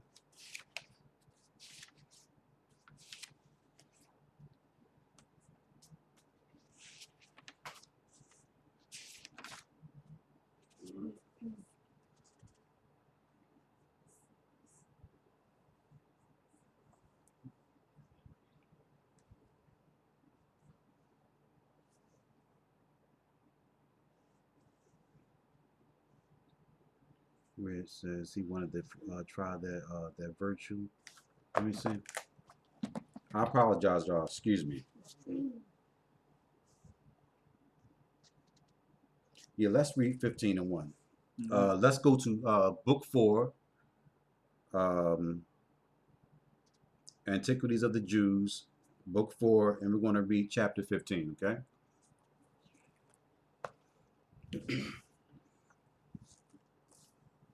Chapter 15, paragraph 1.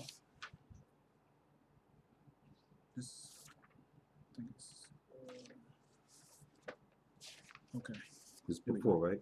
So book 4? This book 4 right here. Okay, I apologize. I was looking at that. It's still book 3, excuse me. I apologize. We're still in book 3, but we're at the 15th chapter of book 3. All right, it says, Moses came now boldly to the multitude and informed them that the Most High was moved at their abuse of him and would inflict punishment upon them. Right, so Moses told them, listen, you guys were abusive towards me. Because you were abusive towards me, the Most High was going to inflict the punishment upon you because they didn't trust. Remember, the Most High, they already bear witness to the different miracles and things that the Most High already did. The same way that we have bear witness to the miracles, to the miracles that the Most High have done for us in our lives.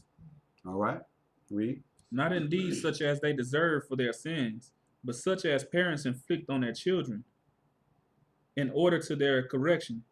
For he said that when he was in a tabernacle and was bewailing with tears that destruction which was coming upon them, the Most High put him in mind what things he had done for them and what benefits they had received from him. Right, so Moses had to go and because the Most High was wroth, so Moses had to go and kind of be an advocate for us because the Most High was going to deal with us harshly.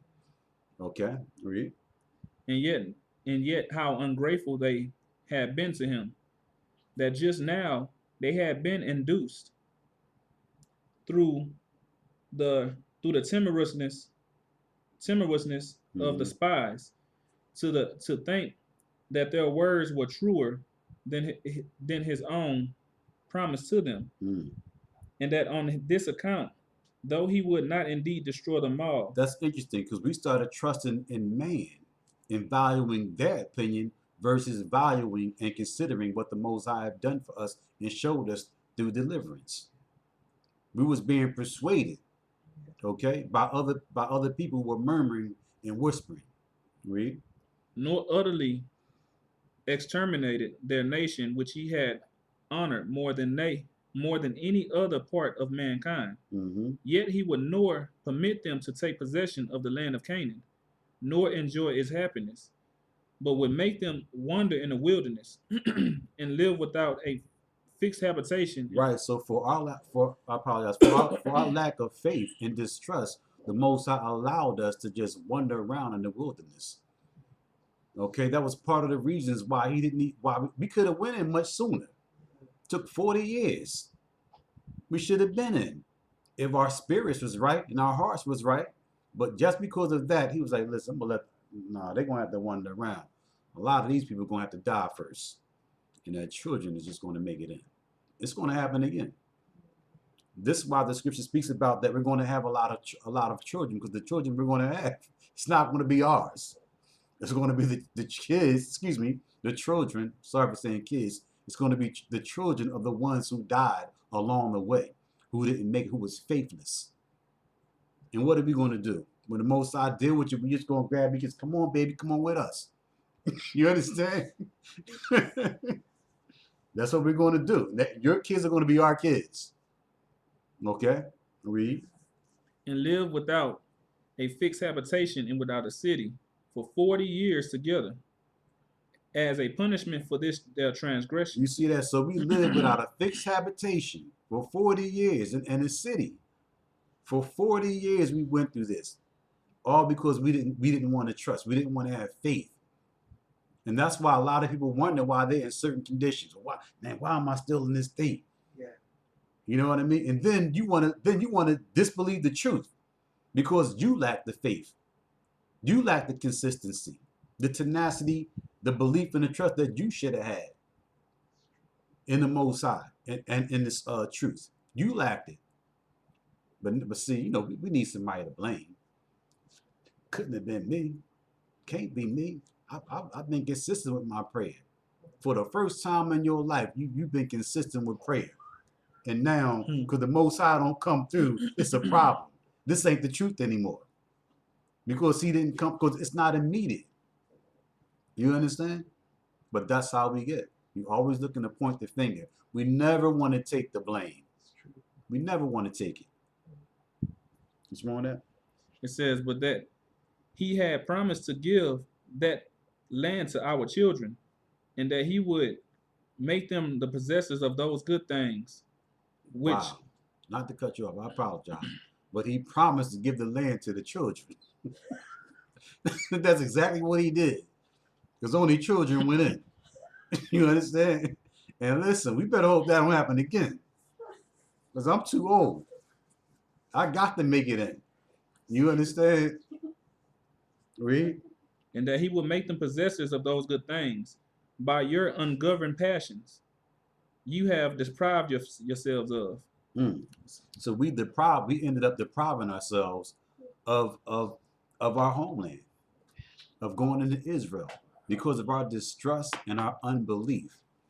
The Most High's like, nah. And listen, and you lucky I'm gonna let your kids make it in. I'm gonna let your kids make it in. So I appreciate that. You know, I guess they appreciated that.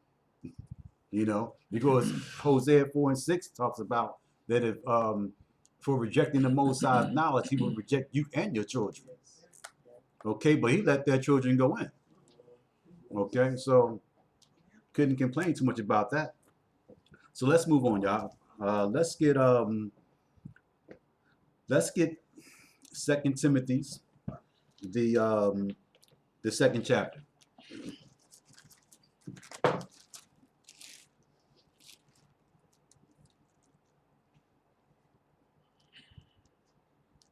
You see that's the blink? Yeah, it be doing it every time I guess you move or something. 2 Timothy's 2, and let's start from 2 and 4. 3. No, let's start from 1. Excuse me. 2 and 1. 2 Timothy chapter 2, verse 1. Mm-hmm. Thou therefore, my son, be strong in the grace that is in Christ Yeshua. See, Yeshua is telling us, be strong in this grace. Be strong in the fact that I gave you this opportunity to repent and get yourself together. Have some strength in that. Have some belief in that. Take that ball and run with it. Okay? Read. Verse 2. And the things that thou hast heard of me among many witnesses. And then also in the things that you have heard by many witnesses. It was confirmed. A lot of people heard the stories. A lot of people told you. So it wasn't like it was a lie. It wasn't like we couldn't believe this truth. Because a lot of people had bear witness about the truth and to the truth. And told us about the truth and was sharing the truth with us. So you have to believe, even if you were like kind of, well, I don't know. Look at the numbers. Are you sure we really Israelites? Are you sure we the Jews? Because when I look over there in Israel and I hear the stories about, I thought they was the Jews. You know, I still think they the Jews. You know how some people get because they're etched in so strong. I mean, they have a foundation. They pretended to be us for so long till now we're questioning, like, I don't know. Are we the real Jews? You understand? But people but we have many witnesses. You understand? We all can't be wrong. I apologize, y'all, but you understand what I'm saying? Like, look at the numbers. Should that account for something? Read. Verse 2, and the things that thou hast heard of me among many witnesses, That's right. the same commit thou to faithful men. Right. So we commit those teachings to faithful men, the things that we've learned, the things that the Holy Spirit has revealed to us over the years. You understand? We teach that information to other brothers and sisters who should be faithful with that information, who should hold on to it. You understand? And appreciate it. All right. Read. Who shall be able to teach others also. Right. And once they do that, they should be able to take that information and also teach other brothers and sisters and wake other people up to this truth. All right. Because now they're giving a testimony. They came in through testimony, through bearing witness. Now they're teaching and giving their testimony and bearing witness to other brothers and sisters who are going to come in and teach and get the knowledge. And then that group is going to go out and do the same thing, give their testimony and bear witness. This is what's been happening. This is how the truth have been expanding and growing. All right. Each one has been teaching one. All right. Read. Verse 3, thou therefore endure hardness as a good soldier of Yeshua Christ. Right. So that's what we have to do. We have to endure this hardness. We have to endure these conditions as soldiers. All right. We're not civilians. Okay. For people who think that they are, we're not civilians. When Moses brought our forefathers out of the land of Egypt, we came out as military men. Okay. We came out in armies, and that's how we were perceived then, and that's how we still need to be perceived now. Not that we're militant, you understand, but the mindset is military. All right, as in being strong, you understand, and fervent and standing, firm. Okay, in this knowledge. All right, read. Verse 4, no man that warreth entangleth himself with the affairs of this life. Right, so this is a war. We're at war. We're at war for our lives. We've been at war. They have the societies and the nations has waged war on the Most High's people with all these different things. Okay, that has been affecting us and that has been brought upon us. It's a war. We're fighting for our lives on all fronts, like Elder Rawchaa said. Okay, we're fighting everything. Health. Okay, we're fighting just to have the bare necessities to live in this life. They're trying to take everything from us. They're making it difficult for us to just have anything. All these laws is established to keep us downtrodden. So it's a constant fight. It's always a friction between us. Okay, that same fight that always existed between Esau and Jacob, it still exists. All right, and it's not going to end till one defeat the other, or till one conquer the other, or one suppress the other. And that's what happened. We've been in a state of oppression all these years. All this time we've been in a state of oppression. Okay, but when they fall, we're not going to oppress them. The ones who don't submit, yes, they may deal with some, you understand, some oppression to a degree until they decide to submit. Okay, but the ones who do gravitate and allow Yeshua to reign over them, you understand, we're going to deal inviting and cordially with them, and allow them to go to their country and reestablish their land and everything under our state. You understand? Under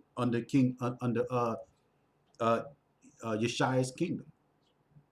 Okay, so we're not going to oppress them the way that they've oppressed us in the society. No, they're going to go under the rod though of this law. All right, read. Verse 4, no man that warreth entangleth himself with the affairs of this life. Right, so we can't entangle ourselves with the affairs of this life. The concerns of this life, we can't allow ourselves to be caught up in it. You understand? Because this world is going to pass away. And the things that's relevant to this life are going to pass away. And the thing that's relevant to this life it's not life at all. It's more oppression and anguish than anything else. Because in order to live this life, we have to work and maintain ourselves to live the life that we're living. We have to transgress against our power. You understand? Just to maintain and manage ourselves in this life. It causes us to turn evil and wicked just to maintain ourselves in this life, because we're robbing and we're stealing to maintain ourselves in this life. So this life and this construct and the way this society has been devised, it hasn't benefited us. All right, let's read on. It says that he may please him who have chosen him to be a soldier. Right, so we've been chosen to be soldiers. You understand? We've been drafted, okay, into the Most High's army to be soldiers. So now we have to please our government now. We have to be good soldiers for our government. The same way you see certain soldiers of this society, they're dedicated and committed to their government. So we have to be dedicated and committed to ours too. So in that dedication and that commitment, we don't faint, we don't fall, we don't get slothful. You understand? Read. Verse 5.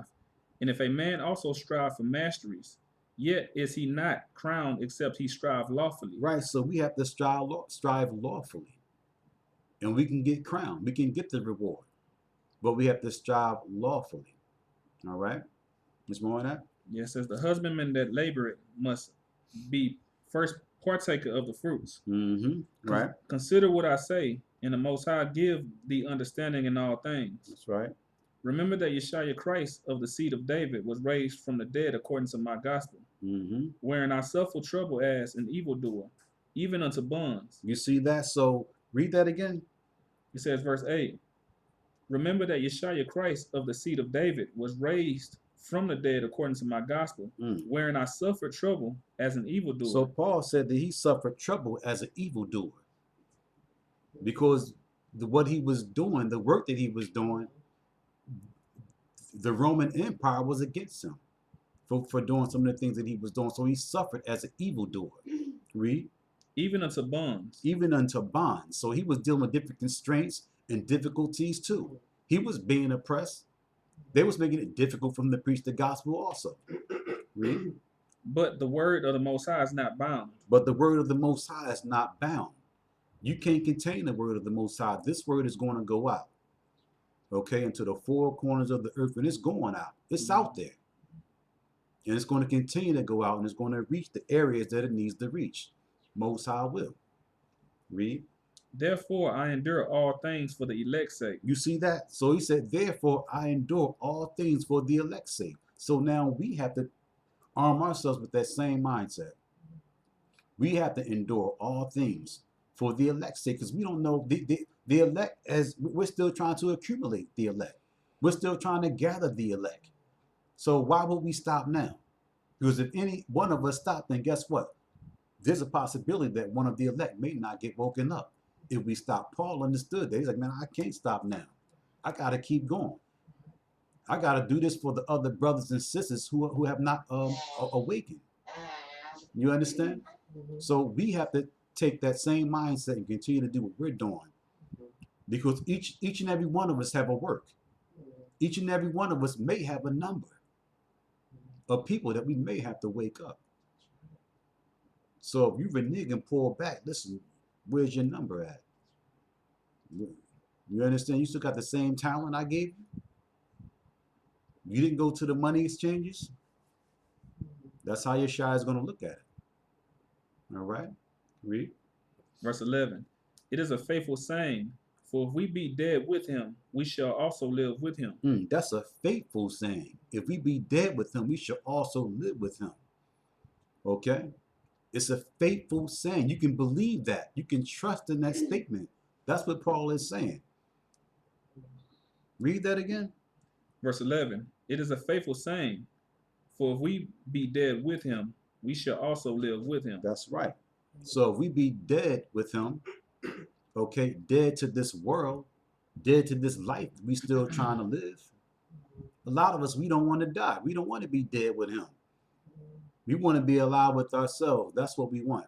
That's why we're still fighting for this life. And we're still fighting to hold on, but we have to let it go. Okay? Read that one more time. It is a faithful saying, for if we be dead with him, we shall also live with him. You see that? If we be dead with him, then we shall also live with him. But we trying to live with ourselves now. We trying to live with everybody else. We trying to live with the world. That's what we trying to do. We not trying to live with Yeshaya. We not trying to live within this work. We still trying to be worldly. A lot of people. There's more on that? Go to verse 18. Keep going. Oh, okay. We at 18? Verse 12. It says, if we suffer, we shall also reign with him. Interesting. So if we suffer, we should also reign with him. Okay? We should also have power, glory, prestige, respect, honor, dignity, all those things. All the things that we want now in this world that we're not getting, it's only make believe, it's only temporal. Then a lot of us live in a fantasy land about most of those things. You understand? Trying to keep up with the Joneses, trying to get noticed. You understand? Trying to be identified as someone that's great. You can have that. All that you want, that you're looking for, that this society promised us and offered us, the dream, you can have something better than the dream. You understand? You can still have that and still be who you are. You understand? When the society ends. So why not put the time into it like Moses did? Moses, he was second in command of all of Egypt. He had respect. He had riches. He had fame, but he let it all go. He let it all go, understanding that he was going to be able to obtain it again. And now he got it. Because during the resurrection, when he raised, right? He's going to, hey, that's Moses. He's going to be identified. Everybody going to know that's him. See, so he gave this world up so he can have the other world. And I'd rather have the honor and the prestige in the other kingdom than to have it in this one. This kingdom is wicked anyway. Who wants it? Who wants to be identified for wickedness? You understand? Then you living in a society that's on its way out anyway. A society that doesn't do anything for its people, that doesn't have no longevity, that doesn't have nothing really beneficial and good for the people who live in this society. It's declining. There's more on that? It says, if we deny him, he also will deny us. If we believe not, yet he abideth faithful. He cannot deny himself. Of these things put them in remembrance, charging them before the Most High, that they strive not about words to no profit, but to the subverting of the hearers. Right, and that's what we do a lot of times. We strive with words, and there's no benefit. Nobody's getting taught. Nobody's being converted. We're just striving, going back and forth, striving to prove that you're wrong and I'm right. That's what we striving to be for. Nothing else. Anybody get baptized? Anybody come to Yeshaya today? What was the benefit in that dialogue? Well, brother, dude was deep though. He proved that he was wrong. That's the only benefit.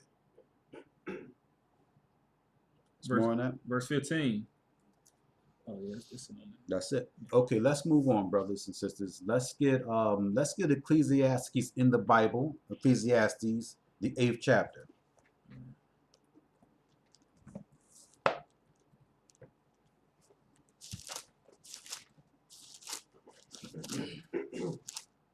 And then we're going to read the commentary. Ecclesiastes in the Bible, 8th chapter, and 8 verse. Yes, sir. Ecclesiastes. Let's start from 6. Excuse me. Ecclesiastes chapter 8, verse 6. Because to every purpose there is a time, and judgment. Therefore the misery of man is great upon him. Right. So to every purpose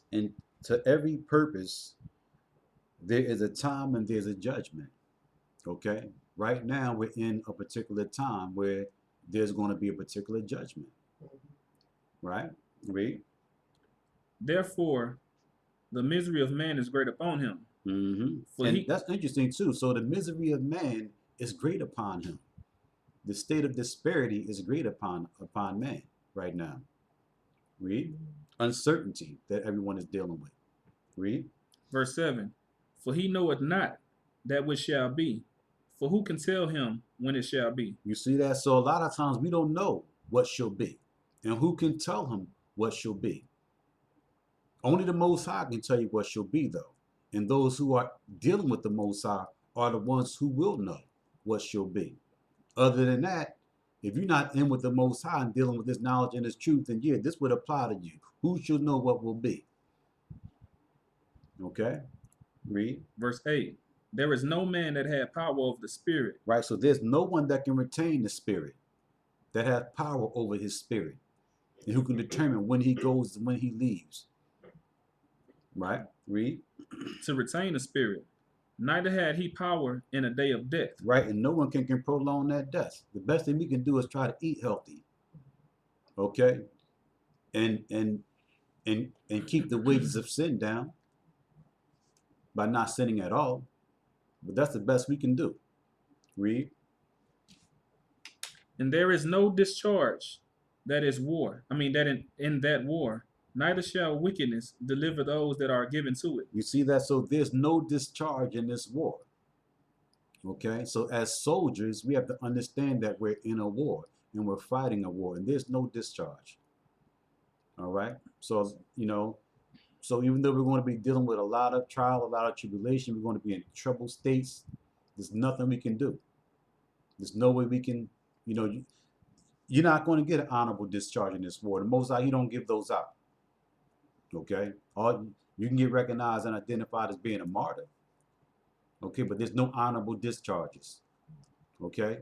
You're going to live in this war, and if you die in this war, you're going to die in this war.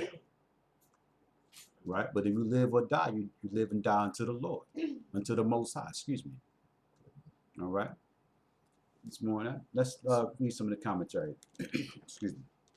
It says, expect to be talked evil of while maintaining the truth, understanding there will be many that shall come with meaningless arguments in order to deceive those that hear them.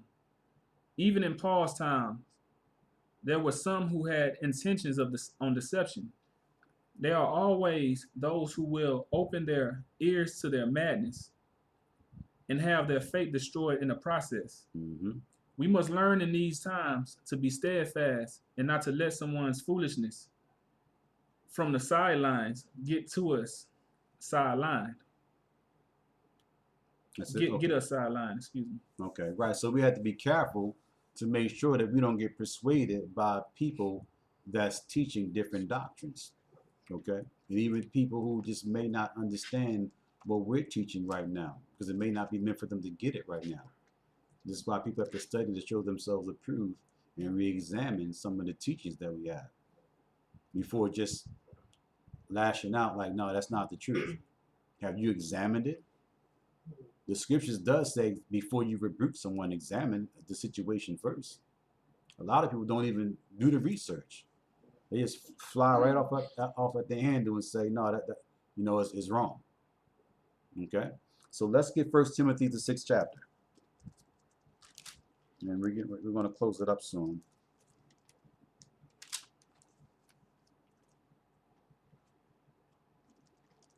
First Timothy, the 6th chapter, and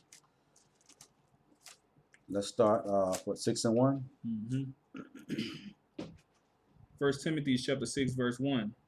Let as many servants as are under the yoke count their own masters worthy of all honor, that the name of the Most High and His doctrine be not blasphemed. That's interesting. Okay, so those who are, I don't want to say servants, but those who are students, you understand, you have to have some respect for your teachers. All right? And when you don't have respect for your teachers, you actually blaspheme the word of the Most High. When you don't. All right? Read. Verse 2. And they that have believing masters, let them not despise them because they are brethren, but rather do them service, because they are faithful and beloved. Right. So brothers and sisters in this truth should be doing, brothers who are teaching, as far as elders and deacons, they should be doing them service. Okay, and treating them like and honoring them as the priests of the Most High. Read. Partakers of the benefit, These things teach and exhort. Right. So these are the things that should be taught. Right. Read. Verse 3. If any man teach otherwise, and consent not to the wholesome words, even the words of our Lord Yeshua Christ, Mm-hmm. and to the doctrine which is according to godliness, he is proud, knowing nothing. Right. So you have a lot of people who just be flying off at the mouth saying different things and don't even understand what they're saying. And they're speaking ill and they're erring in their ways. And it says what again? Read 4 again. Verse 4. He is proud, knowing nothing. See, a lot of people are dealing with pride. He's proud, knowing nothing. Read. But doubting about questions and strifes of words, whereof cometh envy, strife, railings, and evil submissions. Right. So that's what we have a lot of times. People doting about with different words and different questions. I'm asking you a question. I'm asking you to explain something. You asking me a question. When I'm asking you a question, this is what people do. They be trying to beat around the bush and allude to different things. Read. Verse 5. Perverse disputings of men of corrupt minds. Right, but these disputings are perverse. Okay, and these people, their minds are corrupt. Read. And destitute of the truth. And they're also destitute of the truth. They don't have a clue about what the scriptures are saying. Read. Supposing that gain is godliness, Mm-hmm. from such withdraw thyself. That's interesting too, because a lot of them suppose that gain is godliness, and it says from such withdraw thyself from a person like this. There's more on that. Let's get 1 Timothy's 2 Timothy, excuse me, the 2nd chapter. Let me see this.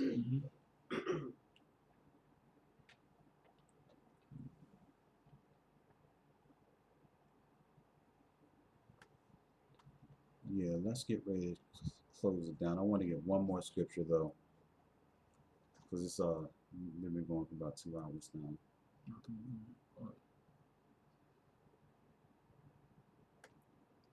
Go back up. Let's get Luke the 19th chapter.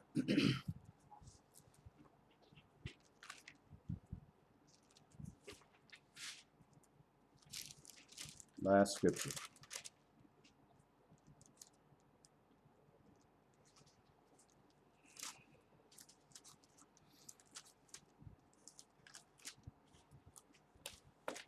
What time is it back in the States now? It's like 2 o'clock in the afternoon, 2, 3 in the afternoon. Okay.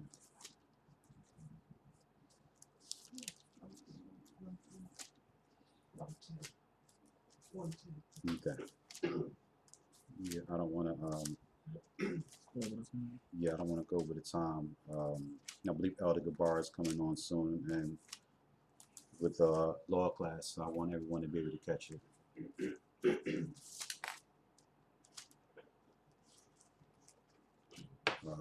I said Luke 19, right? Yeah. Excuse me. 34. Okay.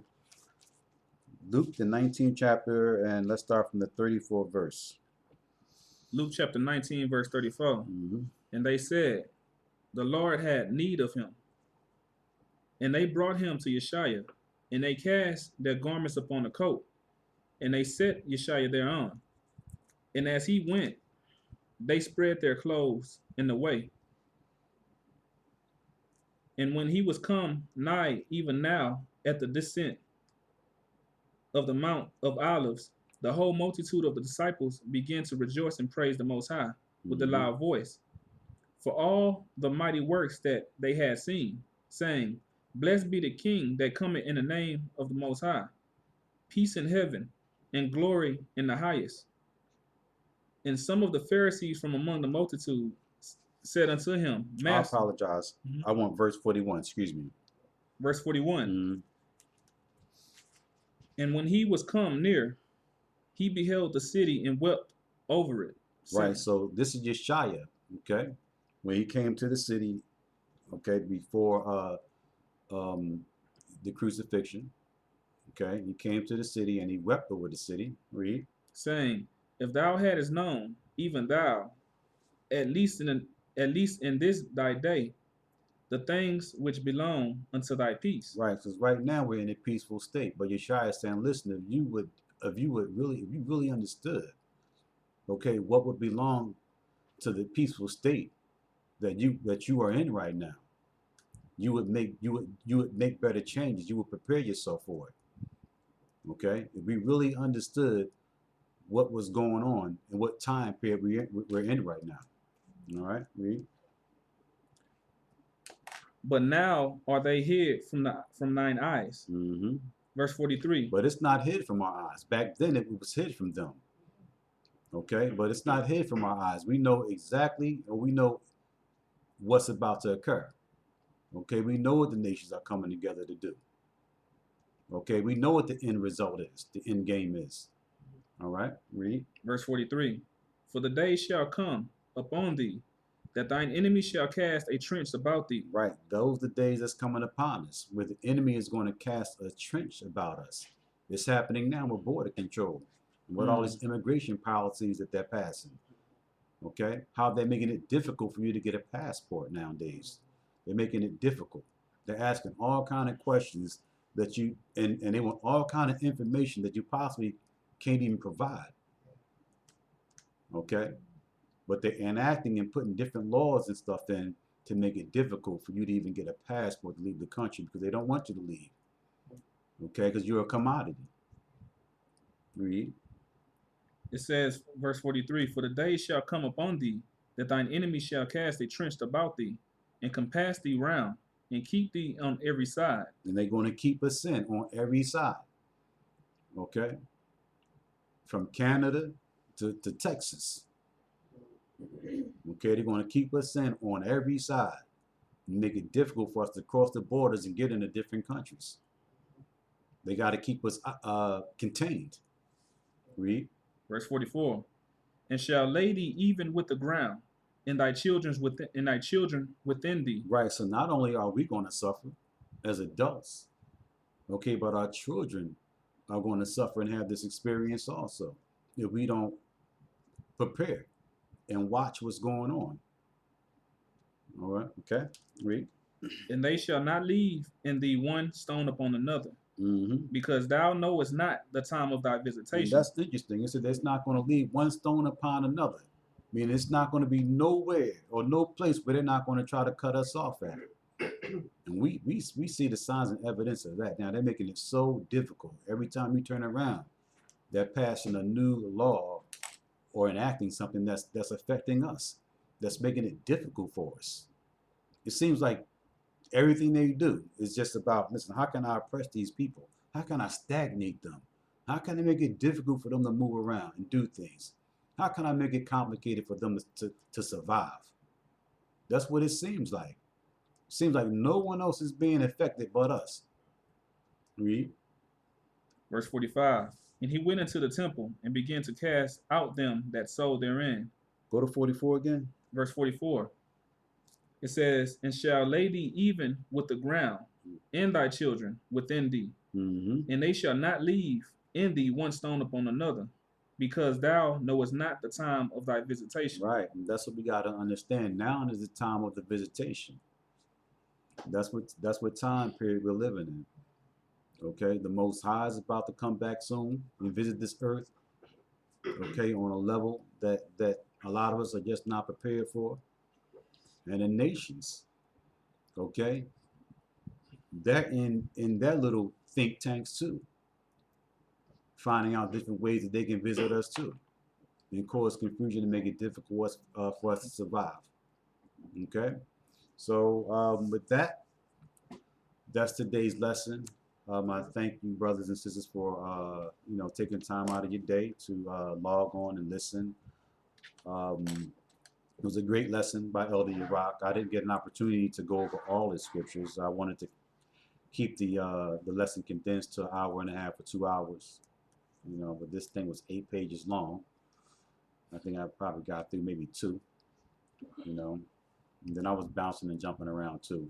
But it was definitely a really good lesson by the elder. Rawchaa, thank you for that. And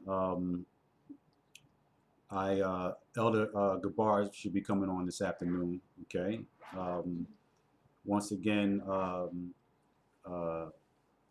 those of you who I think there's still opportunities for brothers and sisters to register for Hebrew Academy. So those of you who are interested in registering for Hebrew Academy, please do. Those of you who are interested in also purchasing a calendar, I believe the calendars are online right there, out there for sale now. I believe so. As you all know, that this is the supposedly eve, I think, of the new year. I think so. Which, well, it's not the new year, of course, but I just wanted to, I only brought it up because I wanted to say to brothers and sisters, just be careful out there. You know, I don't forgot, but this is the time they shoot guns and stuff, right? Yes, I haven't been back in America in so long. Listen, so you know, y'all make sure y'all don't have to duck and dodge bullets back there because you know Jake, we don't shoot streets, so you know, make sure that you just get home before 12 o'clock, and probably board your windows up. You understand? Seriously, So once again, we thank you all for tuning in. Elder Rawchaa and Elder Lawya will see you all tomorrow in Hebrew Academy. Those of you who are involved in the program, you will see them tomorrow. And that's going to be it. So I'm going to say shalom and thank you all for attending Shabbat class today, and Shabbat shalom from us here. All right.